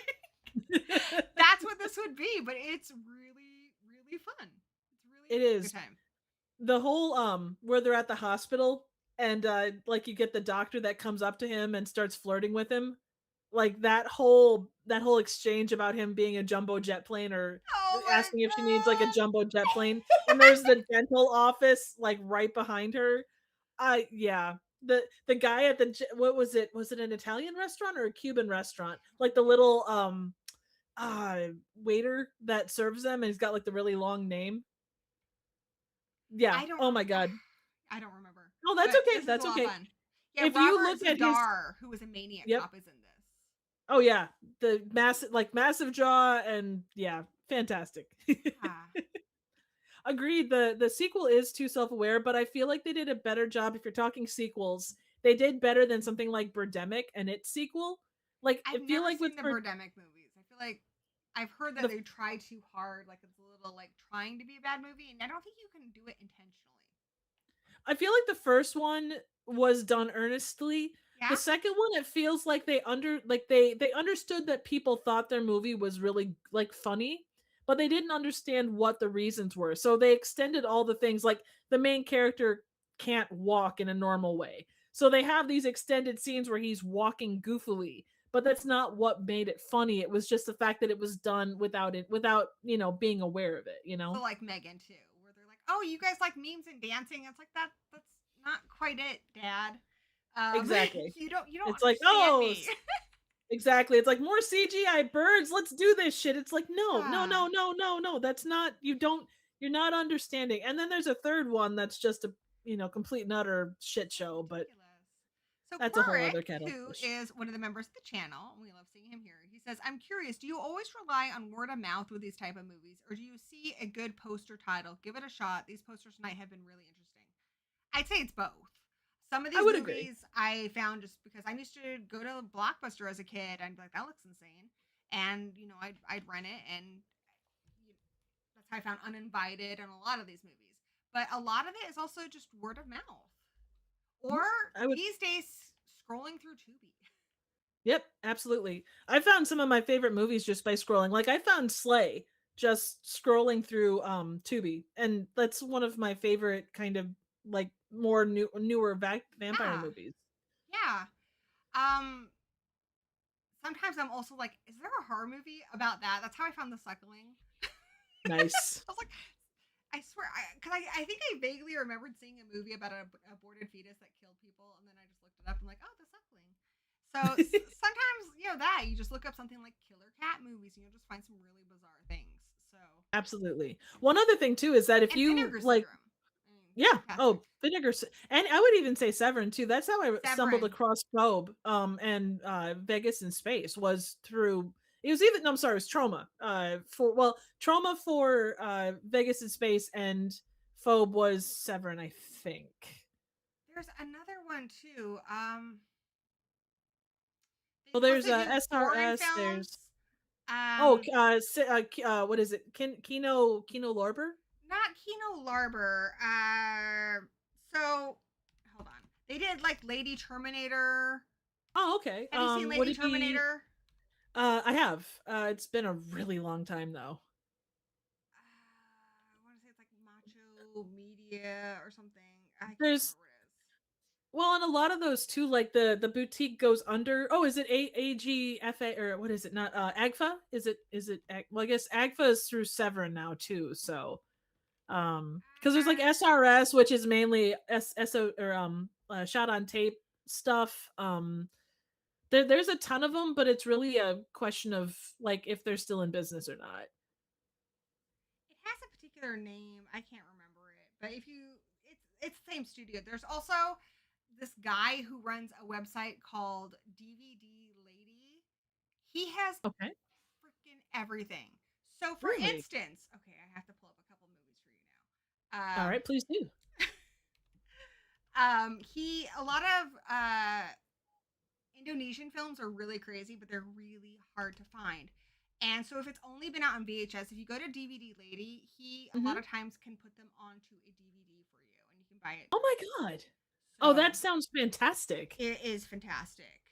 Oh, what was the one? So there's Oh, this something in one. Bali.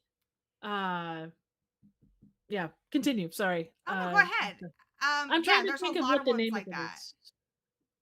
Let's see. Mystics in Bali. Yes, So it'd be that something one's like that. crazy. Yeah. Oh my god, I love that one so much. So anything like that that's really actually I got Mystics and Bali from him.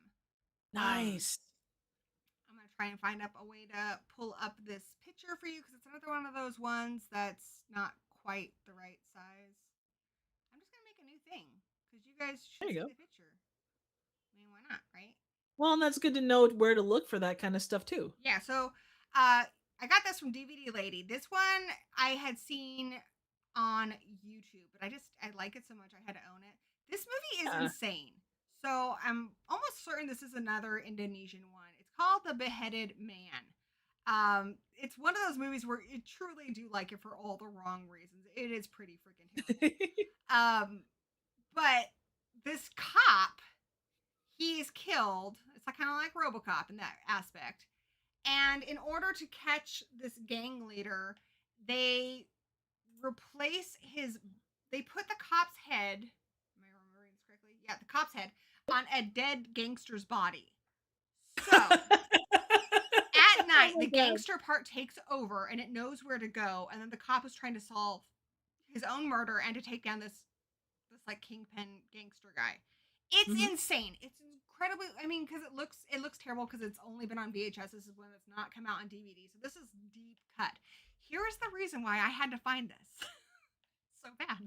The movie, like a lot of movies from Bollywood will stop for like a musical number. Have you Mhm. seen like Yeah. Makal, whatever I think is the Nightmare on Elm Street that's from Indonesia, I think. Anyway, that one stops frequently for musical numbers and is terrible. Even like RRR does that too. Yeah, yeah. So this movie stops and it becomes the music video that Paula Abdul did for that, 2 steps forward, I take 2 steps back, 2 steps back. We come together because opposite, right? And it's Paula Yeah. Abdul and this cat that makes you have like strange feelings for cats. What is up with me and cats? I Anyway, no problem with that. so it's Paula Abdul, but the cat's animated, right? And they're Okay. dancing. So out of nowhere, this movie stops, and this woman is dancing with the Pink Panther. I don't think they have the What? license for that. And then No, definitely Raphael not. from the Ninja Turtles swings in, and she's dancing with both of them in the middle of this movie. That's kind of like oh, what is the one with Bruce Lee? It's Bruce Exploitation. It's hang on, I reviewed it. It was Dragon and oh god, what was it called? Let me look it up here quick. But it's like Bruce Exploitation, and you have like Popeye shows up, Clint Eastwood, what was it called? It's insane. You have to Hang tell me on. what it is. The Dragon Lives Again. The And Dragon it's Lives Again. yes, and it's a Bruce Exploitation that stars a guy called Bruce, I think it's Bruce Leon. Okay. But so basically it like so Bruce Lee is dead, he goes to hell. Or not to hell, well, Oh. to the underworld. So it's not hell, it's like Like the a end, like Santo purgatory or movie, whatever. then. Basically, yeah. So then he runs across like the underworld has its like kingpins and stuff, and then there's like the other people that are in this kind of whatever limbo plane, and he's got to fight all these guys, and there's like the Godfather, there's Clint Eastwood, there's I What? wasn't Batman, who else was there? Popeye You're was there. joking. You are No, joking. no, they all show up there, and it's such a fun one. For a second there, I thought that was his dong. It's like his Actually, back. it's funny you say that, because the opening scene of this thing, when the first time you see him, he's underneath a shroud, or he's underneath like a cloth. You just see his face, and then there's like a giant like erect thing where his dick would be. But then they pull back the curtain, and it's like a set of nunchucks. So another one that has just craziness in it is Lady Terminator, which I mentioned earlier. Here we go. Cover that. So Lady Terminator, it belongs with our dong conversation. So it's it starts with this. I think she's like some kind of a snake goddess, Mhm. but you have to. It's really hard to dominate her, and you have to do it sexually. And she has some kind of, I don't know. She's trying to get back at this guy who took her power, and so she possesses this girl, and then from there becomes basically Terminator. It's ridiculous. It's Nice. another one, Macabro Media. That's the one I was thinking of earlier. Oh, okay, cool. Yeah, the spirit of an ancient evil queen possesses the body of a young anthropological student who then goes on a murderous rampage. So yeah, the evil queen's really annoyed because she has some like snake thing in her, so you can't have sex with her. But this guy tames her with his wiener, and then that Of like takes course. her out of commission. It's freaking like only in Indonesia, dude. Only in Well, Indonesia. It's absolutely. insane. Yeah, she has an eel in her hoo ha. Danny knows what's up. She's basically like Ursula, and she's got this eel in her hoo ha, but this guy has like a snake charmer penis. And yeah, now she's pissed, dude, because she got defeated. It was pretty sad. It's an eel. Jesus, Dan. Okay, fine. It's not a snake. It's an eel. God, he's like, but actually, whatever, dude. Freaking weird. Give me another movie, Trev. Killer condoms. Oh my gosh! I see this. Okay, I don't have I anything that's killer anything. Like, have you seen Killer Rack with killer I have titties in not, it? but I've seen killer donuts I've seen from outer Killer space. Donuts too. Killer Oh man. Tomatoes. Yep. What the frick even is this? But the thing is, it's despite like all of the shit that you see on the outside, it is actually a really solid movie. Like I went into this expecting to be like this low budget, just crazy ride, and it was crazy because you've got condoms with teeth, but like the message of it was so damn good, and it did kind of talk about the AIDS epidemic and how it affected people, and how the guy with the giant schlong damn near lost it. Dude, back up and tell us all about this movie. So there's this. It reminds me of Eddie Valiant from Roger Rabbit, or Who That's Framed my Roger favorite Rabbit. movie of all time. Yeah. So the main inspector guy is quite a lot. He's very stoic and very, but he's tracking down like all of these murders or all these guys losing their dicks. And it comes back to the fact that there's a mad scientist who has engineered killer condoms to, I don't remember the reason why, but basically to like take away, like to take, like to bite off people's dicks. So like I don't he remember if only it's a thought sex if he thing. could. He didn't think if he should. Right, exactly.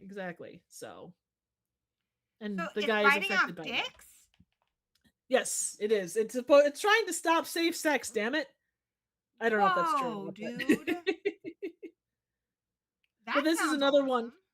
This is another one where like the story behind it is so fascinating. They What's the actually story went to behind it? so the story, like so Troma was going to distribute this movie. They went to the Cannes Film Fest and they didn't get invited to it, but they show up with a guy in a condom mascot costume and they're talking to all these people to try and get them aware of the killer condom. That's crazy. Yeah, this looks like low budget, but interesting. Not It on it, it Tubi, but I'm gonna find it. This is I what was I've gonna heard about before, but I haven't actually seen. it's a difficult one to find. Like when I reviewed it way back and I had to go off of two like kind of crappy prints. One was in German with English subtitles but didn't have as good a video, and then there was another version that was in Italian but it had better video.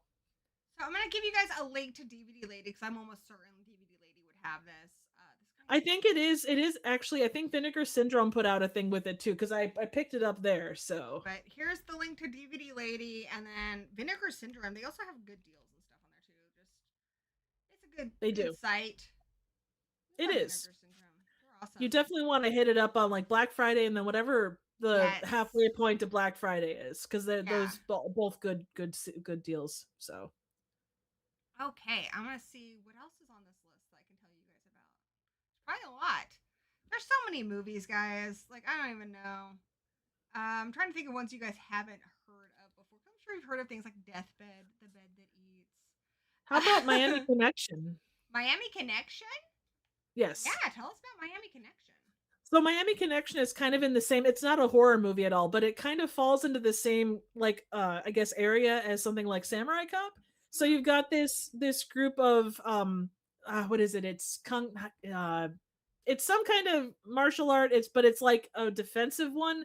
I can't remember. Let me look it up quick Just because has martial arts on. yeah. And there's motorcycle ninjas. Yes, there are. They don't come into play a ton. Um, so martial art. So they're a martial art rock band, and again, I guess the kind of martial That's arts doesn't amazing. matter. But they're a group of, they're all orphans, and they're part of this group called Dragon Sound, and they're fantastic. Like they're actually pretty good. Like they're a good band, but they're not actually playing. But they take on these guys that are from Miami, and they're trying to also go to school and to be good role models for people, but they end up kicking a whole lot of ass in very easy ways. So, and the guy that's in charge of it, YK Kim, he was able to shoot basically wherever he wanted because he had all these connections and was well known. So that might be the Miami Connection he's talking about. Kind of makes me think of another movie. Have you seen Werewolves on Wheels? I've heard of it, have not seen it. Yeah, that's just a fun little 70s gem there. It is exactly what it says it is on the box. So it's werewolves Nice. and they're in a biker gang. So Hey, there really you all go. you need to know about it. We should check it out. It's on Tubi. Absolutely. Well, hey, what is there? I think the bigger question is what's not on Tubi. It's sad when something's not on Tubi. I agree. I have to talk about Hack-A-Lantern because that's like my son's Ooh. favorite B movie. My son even has a T-shirt of this movie. Like it was really hard to find one, but we did find one. They do the "I love you" in sign language for the devil horns. I think they wanted to do this, but they do this and they touch their hands.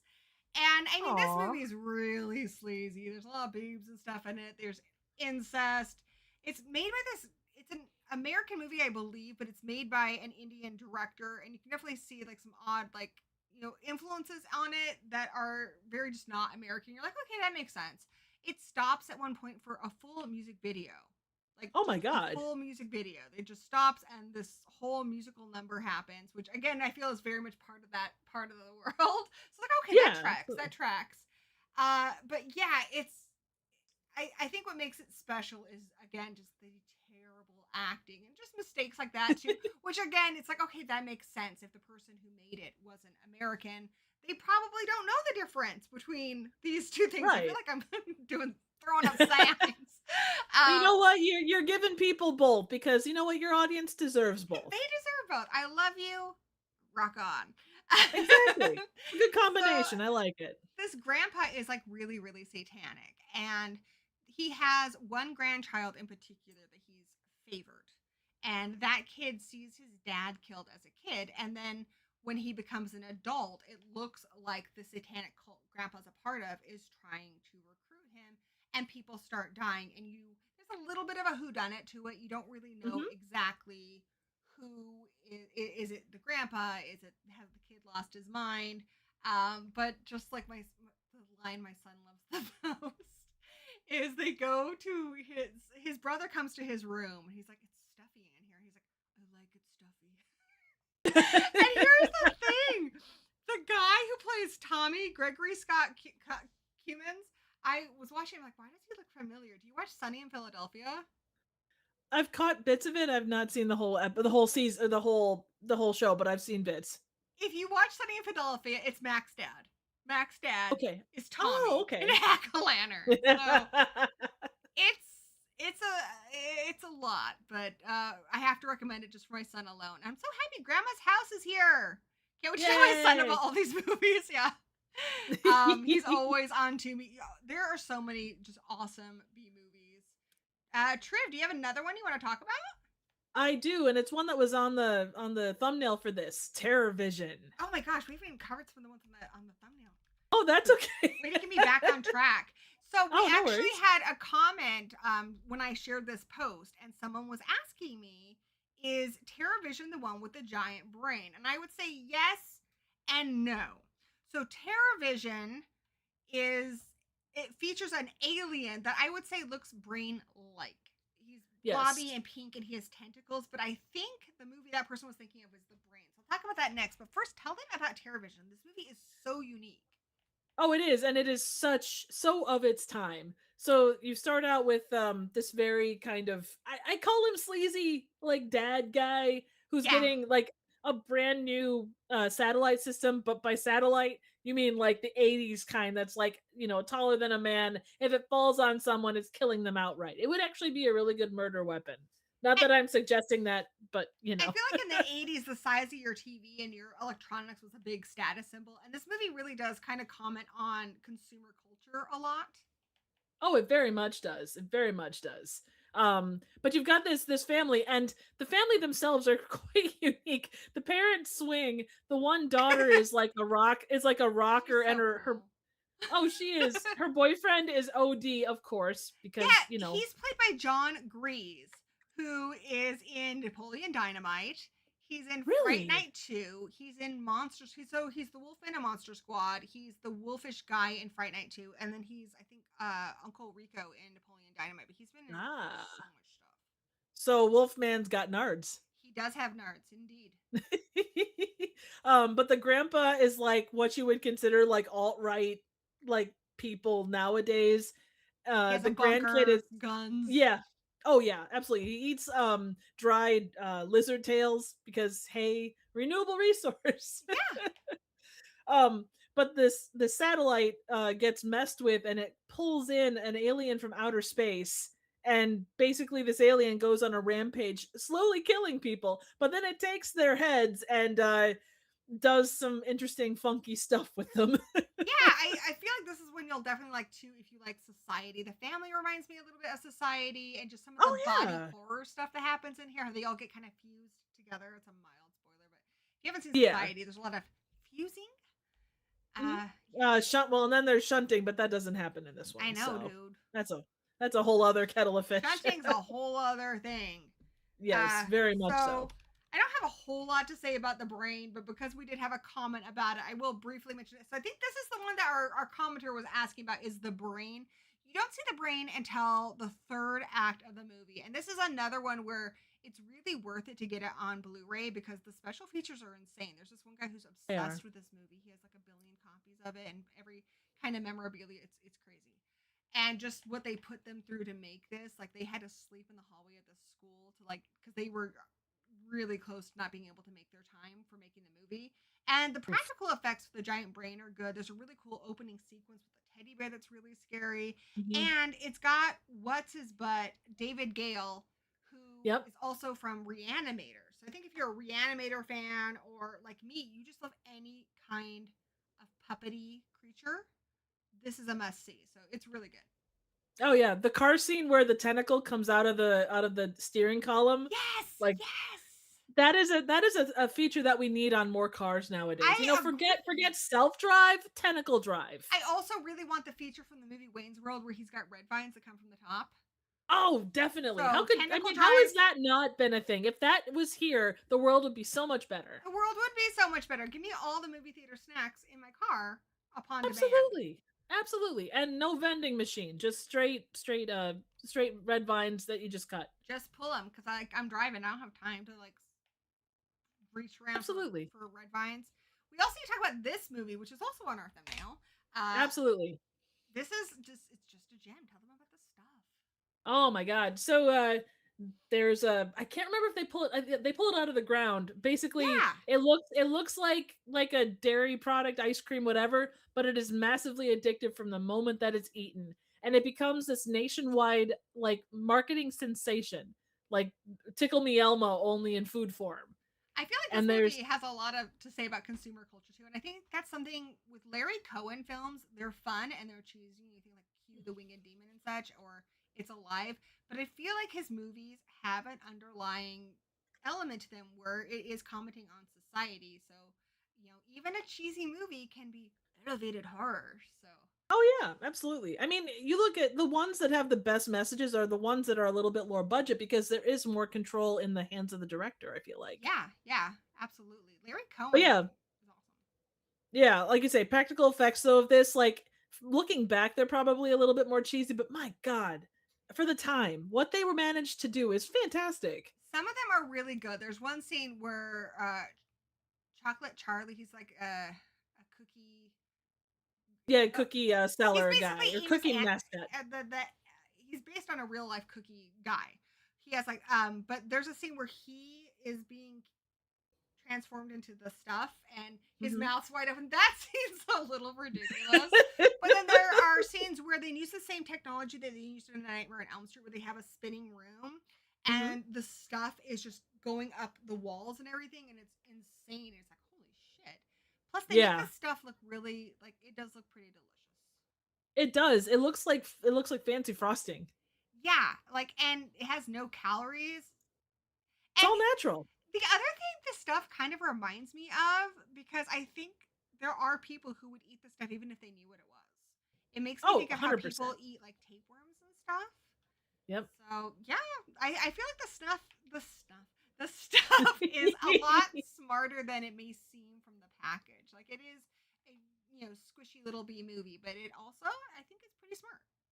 It is very much. Just the work that went into that whole grocery store scene and all of the individual containers that they had of the stuff. Yeah, I got a thing of the stuff right here. Oh, You can't see it cool. very well. Uh, Oh, that's okay. but yeah, I agree with Vertebraker that this would be good for a remake. I think we'll always have this cheesy like B movie version, but I think you could make a legitimate scary remake of this if you wanted to. So something along the lines of the Blob remake from the I think it was the 80s. Where it's also cheesy, but the effects were so much better and it was really nasty. You know what I'm talking about? Absolutely. Yeah, I think that would be really cool. Good call. Absolutely. What else is Woohoo. on our thumbnail? Oh yeah. Troll 2. I feel like everyone's seen this one, so I won't go into too much detail except to say that there are no trolls in it. No, it's There are goblins. goblins. There's no freaking kid with a little toy in it. They look nuts. This poster is lying to you. They don't have a freaking axe. They don't look like that. This movie's just ridiculous. And the guy who made it is just crazy. Like, I do love that the teenage girl just like works works out and lifts weights in her free time. But yeah, the director, he's like, that's just what teenage girls do. I'm like, Oh, 100%. I mean, I know when I was a teenage girl, I definitely followed that too. You know, if I yeah. wasn't working out, you know, I what was I never even had doing? my own bench in my room, but I was envious of the girls who did. Oh, absolutely. I This mean, I is didn't want ponies. I wanted a damn weight bench. exactly. This movie's really cheesy. I think you guys have probably heard about it, but it's just a combination of just really bad acting. But I think parts of this are effectively scary. So there are parts that are cheesy, like popcorn fills a whole Winnebago type thing, and there's like, Yeah. oh my god, there's some really bad parts in this. And But then there's the kid that pees all over the feast because, you know, he's got to stop them from eating things. you can't pee on hospitality. There are some banger lines, but most of them it's just like, oh god. The librarian chick too, or the witch librarian chick, like her Yes. whole look is There's a awesome. whole documentary on this too. I think it's called like Really? the best bad movie or something like that. It's really interesting. Oh, This that's cool. movie is crazy, but the end where these goblins are vegetarians, so they turn people into like this vegetable substance that's green, and at the end of it, they're eating this kid's mom, and they're like, "Do you want some, Joshua?" Kind of creeps me out. Not gonna lie, it freaks me out. That is fair. The Yeah, last thing you want is to eat your greens in that kind of I ugh know, form, dude. like bad jello or something. All right. More movies. Do you have a lot more movies you want to talk about? I could Hit go us. more. I could talk for a while, but you know, if it's getting to the point where you want to kind of close up We're shop, gonna I'm wrap good it with up that too. here, but I want to make sure that we've tackled any really important ones. We can also do a speed You round. certainly. Let's do one more where we kind of talk a little bit more in Yeah. depth about it, and then go into a speed round. All right. What's the one we're gonna talk about? Do you have one in mind? All right. Evil Ed. So it's Evil Ed. yes. So it's about this guy that, so it's kind of a trauma. So he works for a company that has multiple sides. They've got like their artsy house side, and then they also have like their slash and blood side. And he's pulled in to handle the slash and blood side because the editor at the beginning goes absolutely batshit, kills everything around him, kills himself. He's covered in film, and he's wearing just underpants.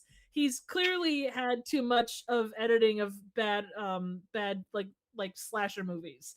So they pull in this guy, they put him in his house. Within like 20 minutes of starting to edit this thing, he starts to see things. Like there's a literal fridge goblin that kind of makes fun of him.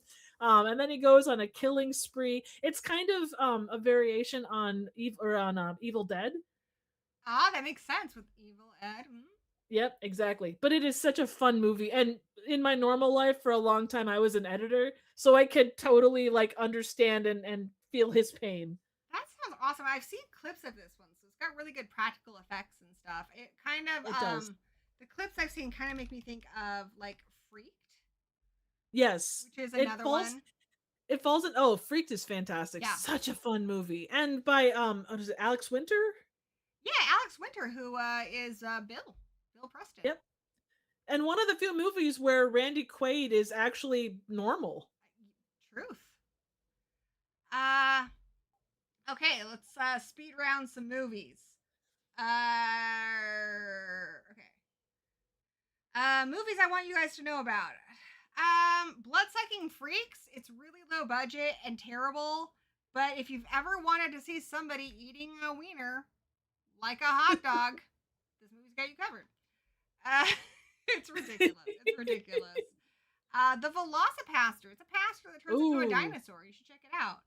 Uh, absolutely fantastically fun one. I don't have it pulled up, but Psycho Gorman. I thought everyone had seen it, and then I had a friend who hadn't seen it. That one's really good. And the person who made Psycho Gorman, have you seen that one? Yes, yes, I have. I feel like a lot of people have, but I had a friend who hadn't seen it. I was like, that's crazy.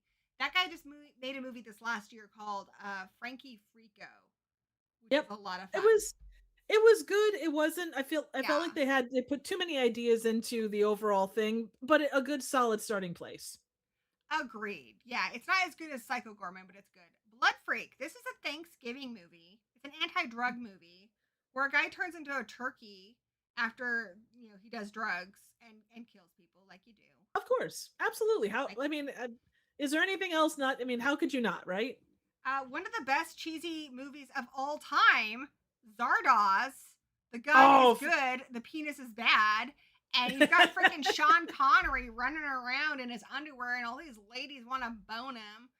Like, continue the human race. This movie's insane, but it's really, really good. it is, and just like it's iconic. Once you see it, there's no unseeing it. There really isn't. Like James Bond, who I know Zardoz. That's what I know. Yeah, absolutely. Night of the Lepus. I feel like a lot of people have seen that one, but Killer Bunnies, guys, Killer Bunnies. Oh yeah. That movie actually got me banned from YouTube for like 6 months because I was doing a watch party and I thought I could, show it. But no, don't try to show Night of the Lepus. I don't try to show any movies anymore.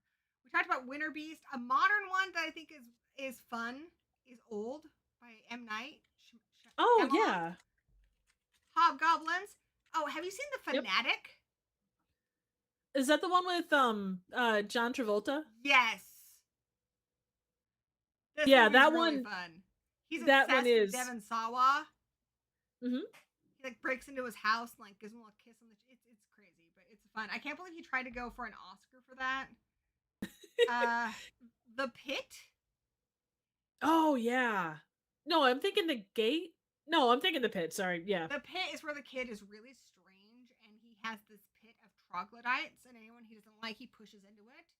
He like. I mean, how could you not, right? Exactly. Let's see. Silent Night, Deadly Night 2. The Happening is a modern one. The Wicker Man remake, another one.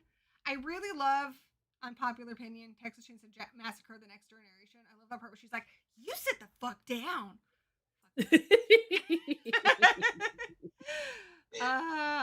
Unpopular opinion also, but I love the movie I Know Who Killed Me with Lindsay Lohan. I think that one gets a bad rap. Yeah, It really no, does. Like, I think the mystery is kind of fun, but it's also cheesy. It's got Art Bell in it. It's got the guy who played Crabman on My Name Is Earl. It's kind of cheesy, but it's fun. It's a good time. I like it. All right. Yes. Do you have any you want to mention before we close out for the night? All right. My first one is Boys from County Hell. It's an Irish movie. Yeah. Yeah. Oh my god. Like I walked into that one kind of saying, okay, fine. But the story of it is so good, and it's obviously, I don't think it's terribly low budget, but it's not one that's going to be on your radar off the bat. Basically, there's a field, and there's I'm trying to think what it's called, a carrack, basically a big pile of stone, and yep, exactly. And they're going to be building, I think, a road through there, and they go to destroy the carrot or the pile of stone, and they unleash basically a vampire on this small town. And yeah, it's supposed to be like the origins of Dracula, because Bram Stoker was Irish. Yes. So they're saying like this is the actual inspiration for it, not Transylvania, which I thought was kind of interesting. But it was fun too. It had a little bit of heart. It had a lot of humor. It was good. Yeah, and it's Irish, so you really can't go wrong with that. Yep. Woohoo! Yeah, the Irish have some good movies. Like also Grabbers is another one. Oh, love Grabbers. It's so good. That's the one where there's a giant tentacle beast, but it won't go after you if you have alcohol in your system, so everyone gets really shit faced. It's awesome. Yeah, it's kind of Tremors, and what else was the other one? Anyway, yeah, you've described it well. better than I'm doing.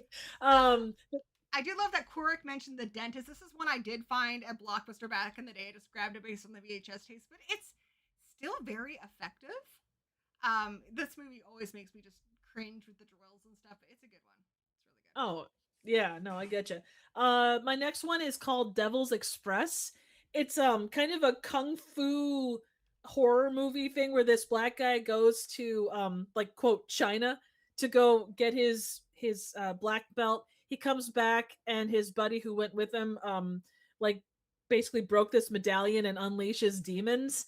And the demon unleash is so freaking cheesy, but the best thing about this movie is the main guy's wardrobe. He's got this like crushed velvet gold like suspenders, or like what is it, overall type of thing, and it is tight everywhere. like Jareth from Labyrinth tight. Yes, like you can see the outline of everything. You can see if he's shaved or not. Wow. Wow! I have to watch this. Of course. The thing is, it doesn't. It's pretty slow to start with, but it does get going, and when it gets going, it's phenomenal. It goes hard. Oh yeah, no doubt. That's Um, amazing.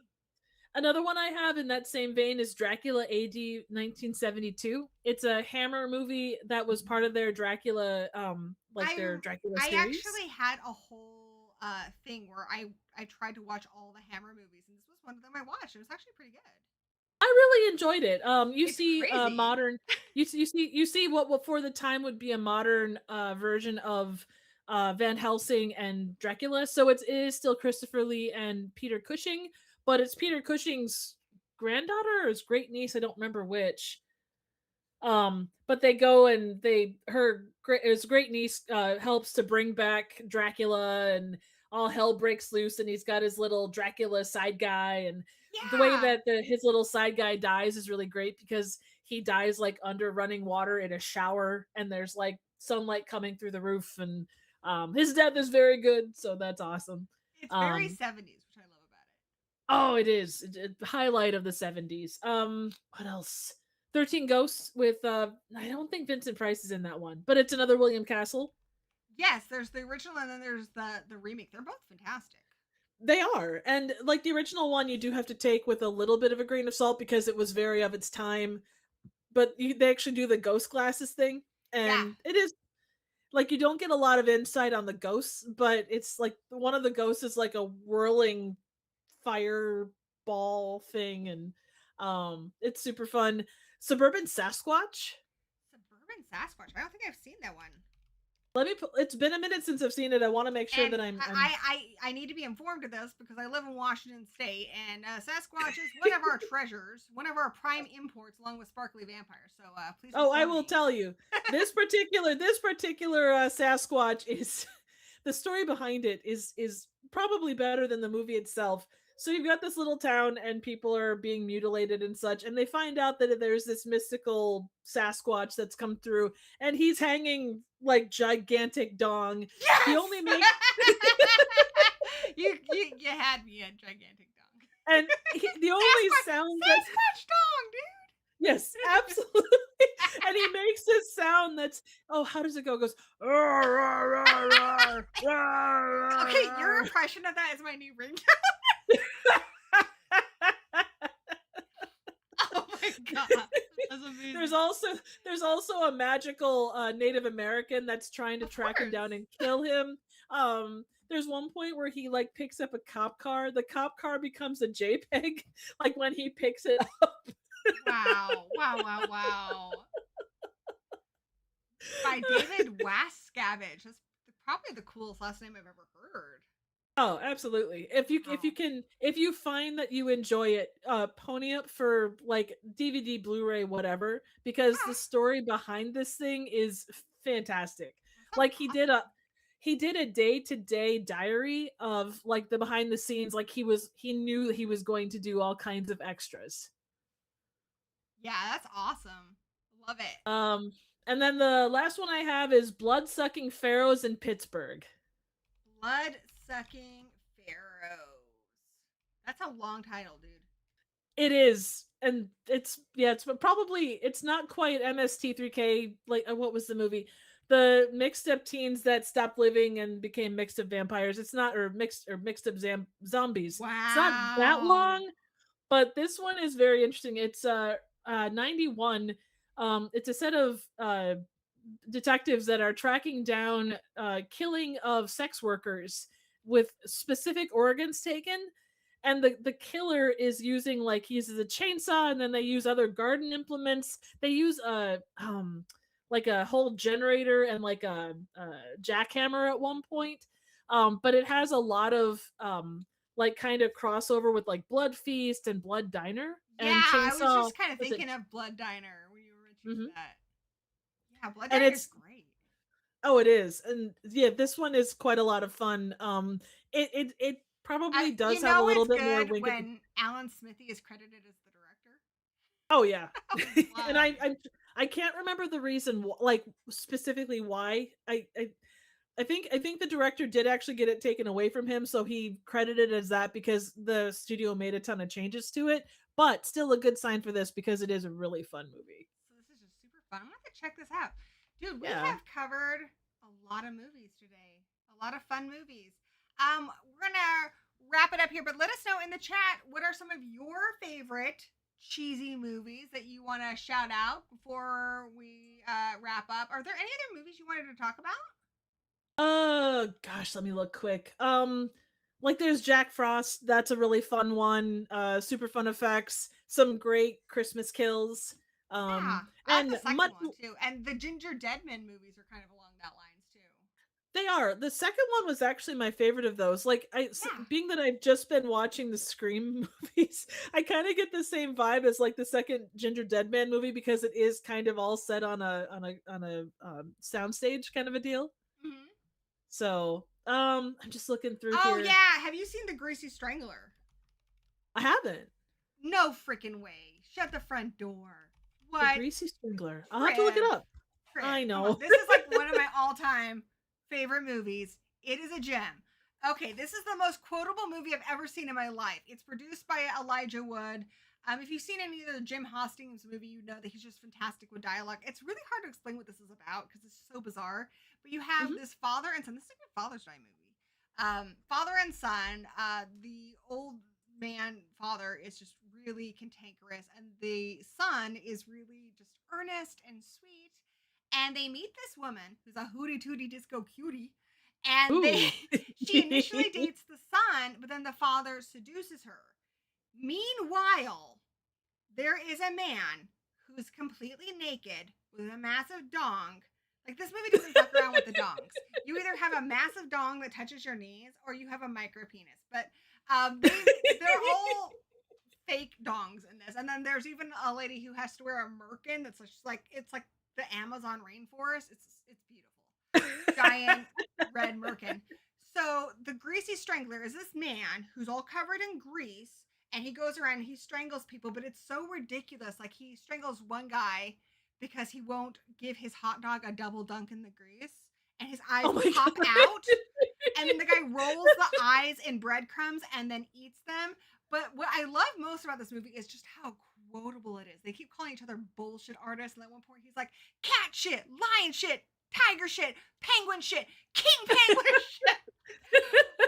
It's so funny and so bizarre. And a lot of people don't like it because it's massively sleazy. Like, there's just, like I said, like a lot of dong droppage.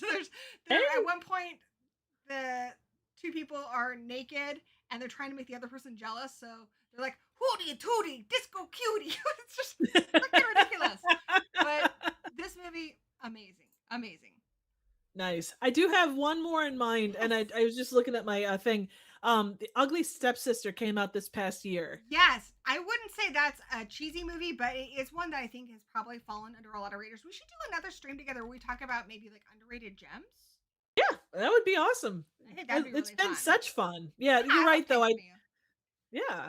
I just like the horror element of it was kind of where my brain went with that. But yeah, no, I thought of absolutely. this when we talked about the eating the tapeworms earlier because she eats the Mhm. tapeworm eggs. Like, if you Ugh. guys didn't see this, this is one of, I think, the best movies that came out in 2025. And I've said this a Agreed. lot. I think, we've had primarily male directors in horror over the years, and they've Mhm. done fantastic jobs. There's something when a female director tackles female body horror, they just get it in a way that I just don't think anybody can because you haven't lived it.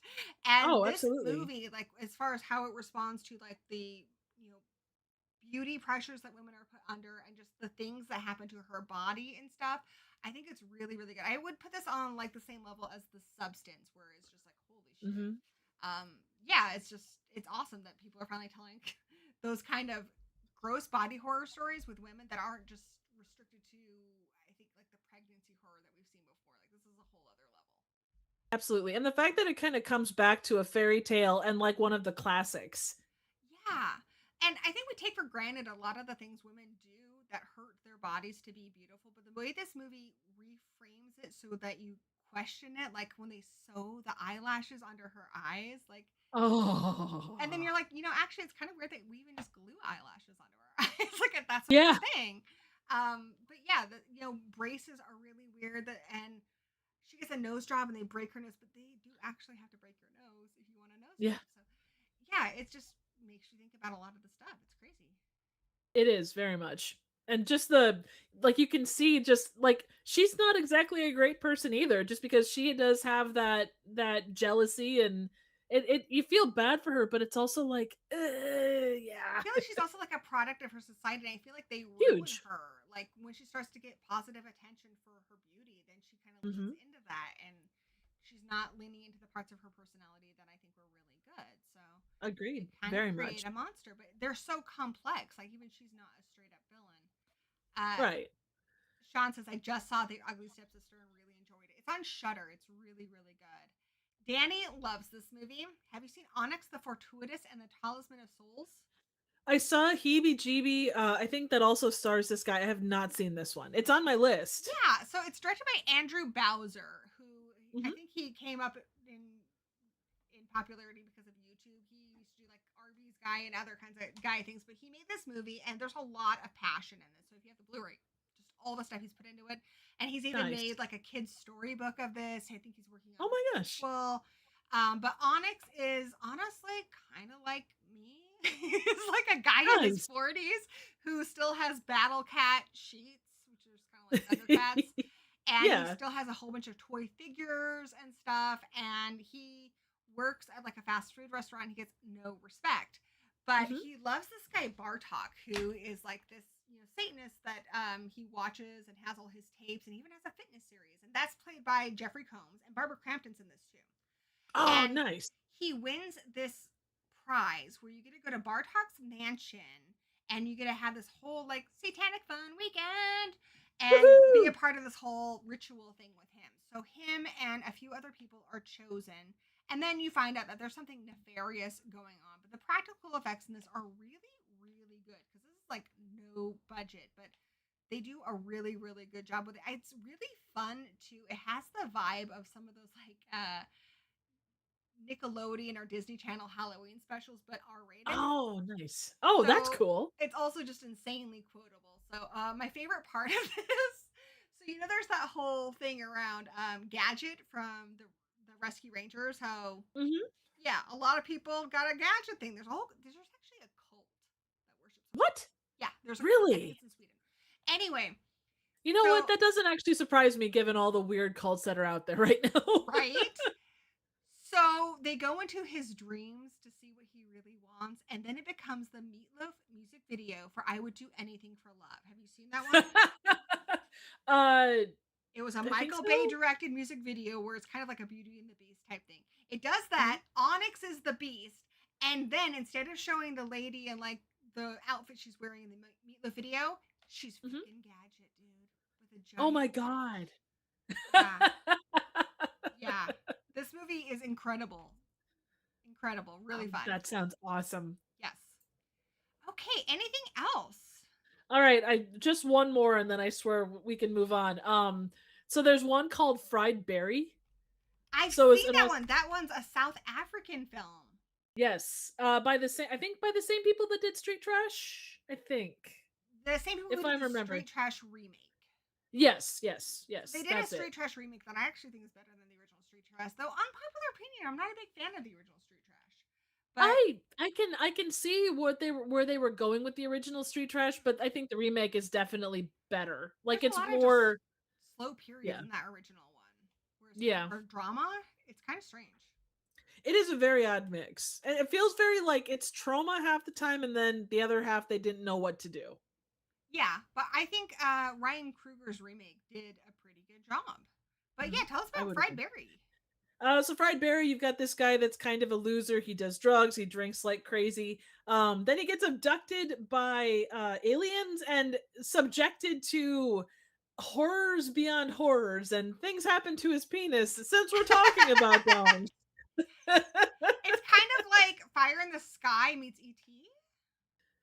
I can see It's that. a Yeah, little that's a weird good because way. then he becomes possessed by the alien and then he starts acting really weird, but he's almost like a better person. Very much so. And he lives basically every life experience you could imagine in, I assume, a couple of days. Yeah, it's crazy. I think. And Yeah, then at one point he impregnates a lady. She gives birth within like like what, 5 minutes, and it's so like weird. and then it's like basically him but in kid form, and So strange. It is a very odd movie. This Like movie's a you kind of, trip. it is 100% like a good trip, but be prepared because even trying to review this one, I was just like, what in the hell is going on? And But it's extreme. It shows you a lot of just you, crazy stuff. you see everything.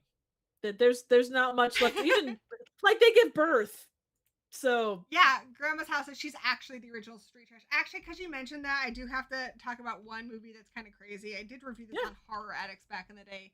Have you ever seen Gozu? Gozu. I've heard of it. I So, have not seen are it. you familiar with Takashi Miike? Yes. So Takashi Miike, he's in another realm. He is not in the same realm as us. He made Audition, which is I think his most normal film. Oh yeah. Okay. Yep. Like he Yep. also did like the movies for Ace Attorney and JoJo's Bizarre Adventure, and it's like those are actually kind of tame by Takashi Miike standards because his weirdest movies are like Dead or Alive, and Gozu. So Gozu is bizarre. Like you have these Yakuza brothers. One guy he just goes up and he takes this poor little dog and he's like swinging it around. It's insane. It's really insane. But one of the Yakuza brothers dies, and then the remaining one is looking for him. And I just have to give a spoiler for the ending. But he goes into this whole rabbit hole, and finally he finds his Yakuza brother. But he's been reincarnated in the body of this like really young hot chick. Oh, interesting. So then the guy kind of falls in love with his Yakuza brother, and they have a relationship, and he keeps continually doubting if it's really him or if someone's messing with him. There's also this really weird kingpin guy who shoves like giant ladles up his butt. This movie is weird. Isn't that just a typical Tuesday though? But the reason to see this, and yes, I'm going to spoil it for you, but you need to know why you have to see this. Yeah, absolutely. The climactic scene is where his new lady, who he doesn't quite believe is his Yakuza brother, but claims that she is, gives birth to the Yakuza brother, a full-grown man. What? Yeah. Holy shit! Wow, ouch. That's gonna require some surgery post birth. Jesus. Yeah, it's mind-blowing, mind-boggling. And hey, Jerry Wilson, for the love of horror, dabbler for 3 months. Thank you for being a member of the channel and for supporting the channel. Ooh. Keep them coming. Yeah, Gozu translates to cowhead. So I really want to get a pet cow and name it Gozu. What if you got a cat that was like cow colored? You could call it Gozu. Oh my gosh, that's a really good idea. I've never There's thought just a of lot having more a to cat a cow. that's not a ginger, but yeah. And Sean says blood from the mummy's tomb. So I'm gonna look that up. I don't think I've seen that one. Is that one the one that like it's the lady that's got the breastplate piece where you see the bottoms of her boobs? Dude, I don't know. Is that the? Hang on, let me look. I haven't seen this one. Boobs. Is this a Hammer?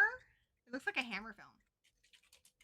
He says it's a fun, bad movie from Hammer. Well, there you go. That is really just a vehicle to show how sexy Valerie Leon was. Oh yeah, yeah. It is that one. It's actually a really fun one. I think it's been on Svengoolie too. Yeah, I need to talk to Sean one of these days and have him give me like a list of Hammers to watch. I've seen all the Dracula ones, but I haven't seen a lot of the other good Hammer films. Gorgon is my personal favorite. Gorgon, I haven't seen that one, but I'm familiar with it. And then Vertebreaker says The Legend of the Golden Vampires. Isn't that the one where the vampires hop? I think so. It's weird because it takes place in Japan. Yeah, because in Japan, I believe the legend with vampires is that because of rigor mortis, they can't actually walk, so they hop. They have hopping vampires. It's a good time. It is. There's also another good hopping vampire movie. Is it Vertebreaker will know this? Is it Robo Ninja? Robo Ninja? I don't know. I think that's what it is. That's a really fun one too. I think is it Robo? He went Vertebreaker. Ninja? Maybe that one?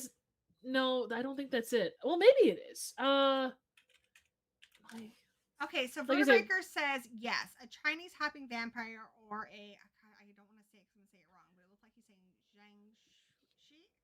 Yeah, Robo Vampire is what he says. Okay, yep. Thank you for that, John. I appreciate it.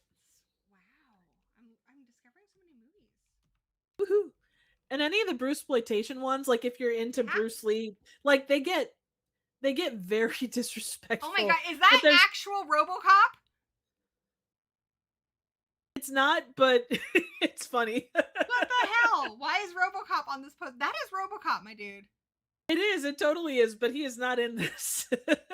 There's a variation on that. Well, look at is it Guyana that has all the crazy movie posters where it's like every single movie is basically a horror poster? Like Chuck Norris is taking off somebody's head and it's like, I don't know, Trucker's wife or something like that. Probably. He says it's a kung fu vampire film, is what Sean said. And then Vertebreaker says Vampire is the movie Triv is thinking of. Yep. Godfrey Ho, Insanity. No, it's a guy in hockey pads, spray painted silver. Wow. Guy in hockey. Oh, okay, I have to see this. I'm adding it to my watch list. I have a lot to watch. And honestly, there's so many more movies. So we might have to do a continuation of this or even just a hidden gems one. So I would be 100% game for that. Yeah, I would love that. Hopefully you'll come back and hang out with me. Yeah, 100%. It has. It's been an absolute hoot. I have had a fantastic time. Thank you so much for joining me, guys. Pinned in the comments is a link to TRIV'S channel. It's called Trivial Theater. Check that out. And if you look in the description down below, you're going to get a link to her Letterboxd and her Instagram and all the fun stuff. I'm also going to add. Actually, here's what I will do. Where's Sean? I saw Sean in here earlier. He looks like he's recently in chat at least. But yeah, we'll be doing the horror hangout on his channel on Tuesday. Yeah, so I'm gonna make him a moderator so he can post a link to his channel so that you guys can check that out. But talk about what you're doing over on his channel. We're doing our next horror hangout is going to be on the Scream series or the Scream franchise. Since Scream 7 is coming out this year, basically we're just going back over the previous 6 movies and kind of giving our thoughts on them. And Jen is in chat. She's fantastic and awesome. Please do check out her channel as well because it got taken away late last year and she deserves more love because she's been through hell and back. 100%. Yeah, but she's doing great stuff. I'm really enjoying Jen's coverage of Tales from the Crypt right now. So definitely check that out. But she covers a lot on her channel. So she does. And so does Sean. Yeah, so does Sean. And Sean has just incredible knowledge, especially of like Hammer horror. I had Sean over on my channel a while back and we had a really fun discussion about 80s slashers. So yeah, Sean's awesome. Yeah, they both kick ass and take names. So and so do you. Great crew, and I love Horror Miser Monty G. He's introduced me to so many cool people like you. And I had Janelle Shiki on a while ago. He introduced me to her. Monty is just I don't know how he does it. He manages to watch everything and support everybody, and he does. It's incredible. Him and Marty from Trash Picture Show as well. Like the support for the community is just off the chain. It's fantastic. It's hard to do that, but him and Marty do a fantastic job. I've actually had Marty on my channel before. If you watch my Leprechaun review, he is the voice of my dog, Brewster. I wanted him to be Irish, but I did not want to butcher it. So I was like, Marty, help me out. You did a lovely job. Lovely job. Yes. Well, he's got the accent for it, and he's got the humor and the crack to go along with it. Yeah, I'll add you guys to my featured channels on here too, so that more people will check you guys out. Wow, thank you so much. But yeah, guys, check that out. It's going to be on Sean Urson's channel. I think it's 7 Eastern Tuesday night. So. And what's coming up over on the Trivial Theater channel? Well, I talk just about did what you do over there too. Oh, absolutely. So I do a wide variety of things. Riff Tracks, the game streams are kind of like a twice monthly thing just to interact with the community. Please and have invite me some fun. sometime. Yeah, absolutely. During like normal operations, I guess I kind of go back and forth between full movie riffs with collaborators. I've done a lot of PSA riffs with collaborators, but my kind of bread and butter for the most part is like horror movies. Kind of what we've talked about tonight really is kind of the heart of it. And just kind of reviewing in kind of an MST3K style riff, but then also getting into the trivia and all that good stuff. The last thing I did to start the year, because if you're going to start the year, start on a banger. I did a movie called Let My Puppets Come. I saw that. I actually watched that video, and then I watched the movie because of it. It made me think of like Meet the Feebles, another piece. Oh, 100%. Yeah, no, 100%. It falls like in that or like Avenue Q. It definitely falls into that realm. When a movie gives zero fucks about like offending you, and it's just like, we're gonna throw everything we got out there. You're either gonna like 100%. it, especially if you like movies like that. You really do have to see the Gracie I need to follow up with you and be like, dude, what do you think about Yeah, this? So absolutely. I'll go. This week's busy, but I'll check it out next weekend and report back on my thoughts. So, but that's kind of the basic. Coming up. I'm falling a little bit behind, but my plan is to do Winter Beast, a '70s movie called Avalanche, and then kind of go Avalanche, in. yeah. Yes, with oh god, not is it Cary Grant? I don't I remember, don't but remember. That's when I saw a Mystery Science Theater. yep, that's where the inspiration for it came from. So I'm trying to do sort of wintry things, but then from there, we'll kind of figure it out as we go. I don't plan very far in advance, so Yeah, I'm um, trying to get back into videos myself. So I am currently working on one for Silent Night, Deadly Night, the remake, which I think is already just a hidden gem because it was only in oh, it's theaters. fantastic! It's It's my so theater good. a week, and it's so good. It might be like one of my favorite. Oh, Vertebraca, thank you for getting our back. He says Oh Rock yeah, Hudson. thank Yes, you, that is appreciate correct. that. He Yeah, so I've wears got yellow a video plaid. of that, but I'm gonna have some more coming out soon. I really like to cover like the B movies and either say Mhm. like, hey, this is an underrated gem, like because I think some of Yeah, them get passed off as being ridiculous and people not everybody's looking for that experience, but I think some of them are actually genuinely good movies. So try to they cover are movies like that, movies that are forgotten, hidden gems, and yeah, just cheesy fun movies. So got a whole new rating system. I got some videos coming up. And yeah, nice. I stream every Sunday and Wednesday, guys. So come back on Wednesday if you want to hang out with me and Tony G. One of my friends from Crypticon. He does horror art and he has a horror Cool. podcast. So yeah, lots of good stuff happening Oh, over that's here. excellent. And thank you Rock on. guys who watched us in the chat today. So nice to see Grandma's house here and Queric and Sean Urson and a really big thank you to everyone who supports the channel and the B movie Kevin. Much appreciated. We also have a movie stream coming up this coming Friday where we're going to watch Frozen, Adam Green's Frozen. So it's really underrated, I think. So yeah, those are all the things happening. Um, and then one last thing from Sean Urson. He says Saturn 3 is a fun, cheesy sci-fi movie with a great cast. So maybe next time we'll do hidden gems and Hmm. maybe even like because I feel like there's levels.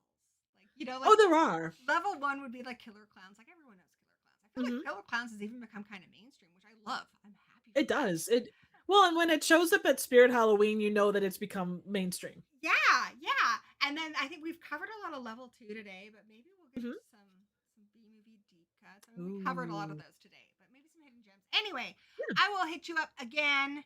And yeah, guys, I'm gonna check out her talking about Scream over on Sean Urson's channel. Thank you that's right. guys all for watching. Thank you, Triv. Remember her links are Cheers. all in the doobly doo down below. Woohoo! Get yourself some awesome content and subscribe. And until we meet again, everyone, blessed be.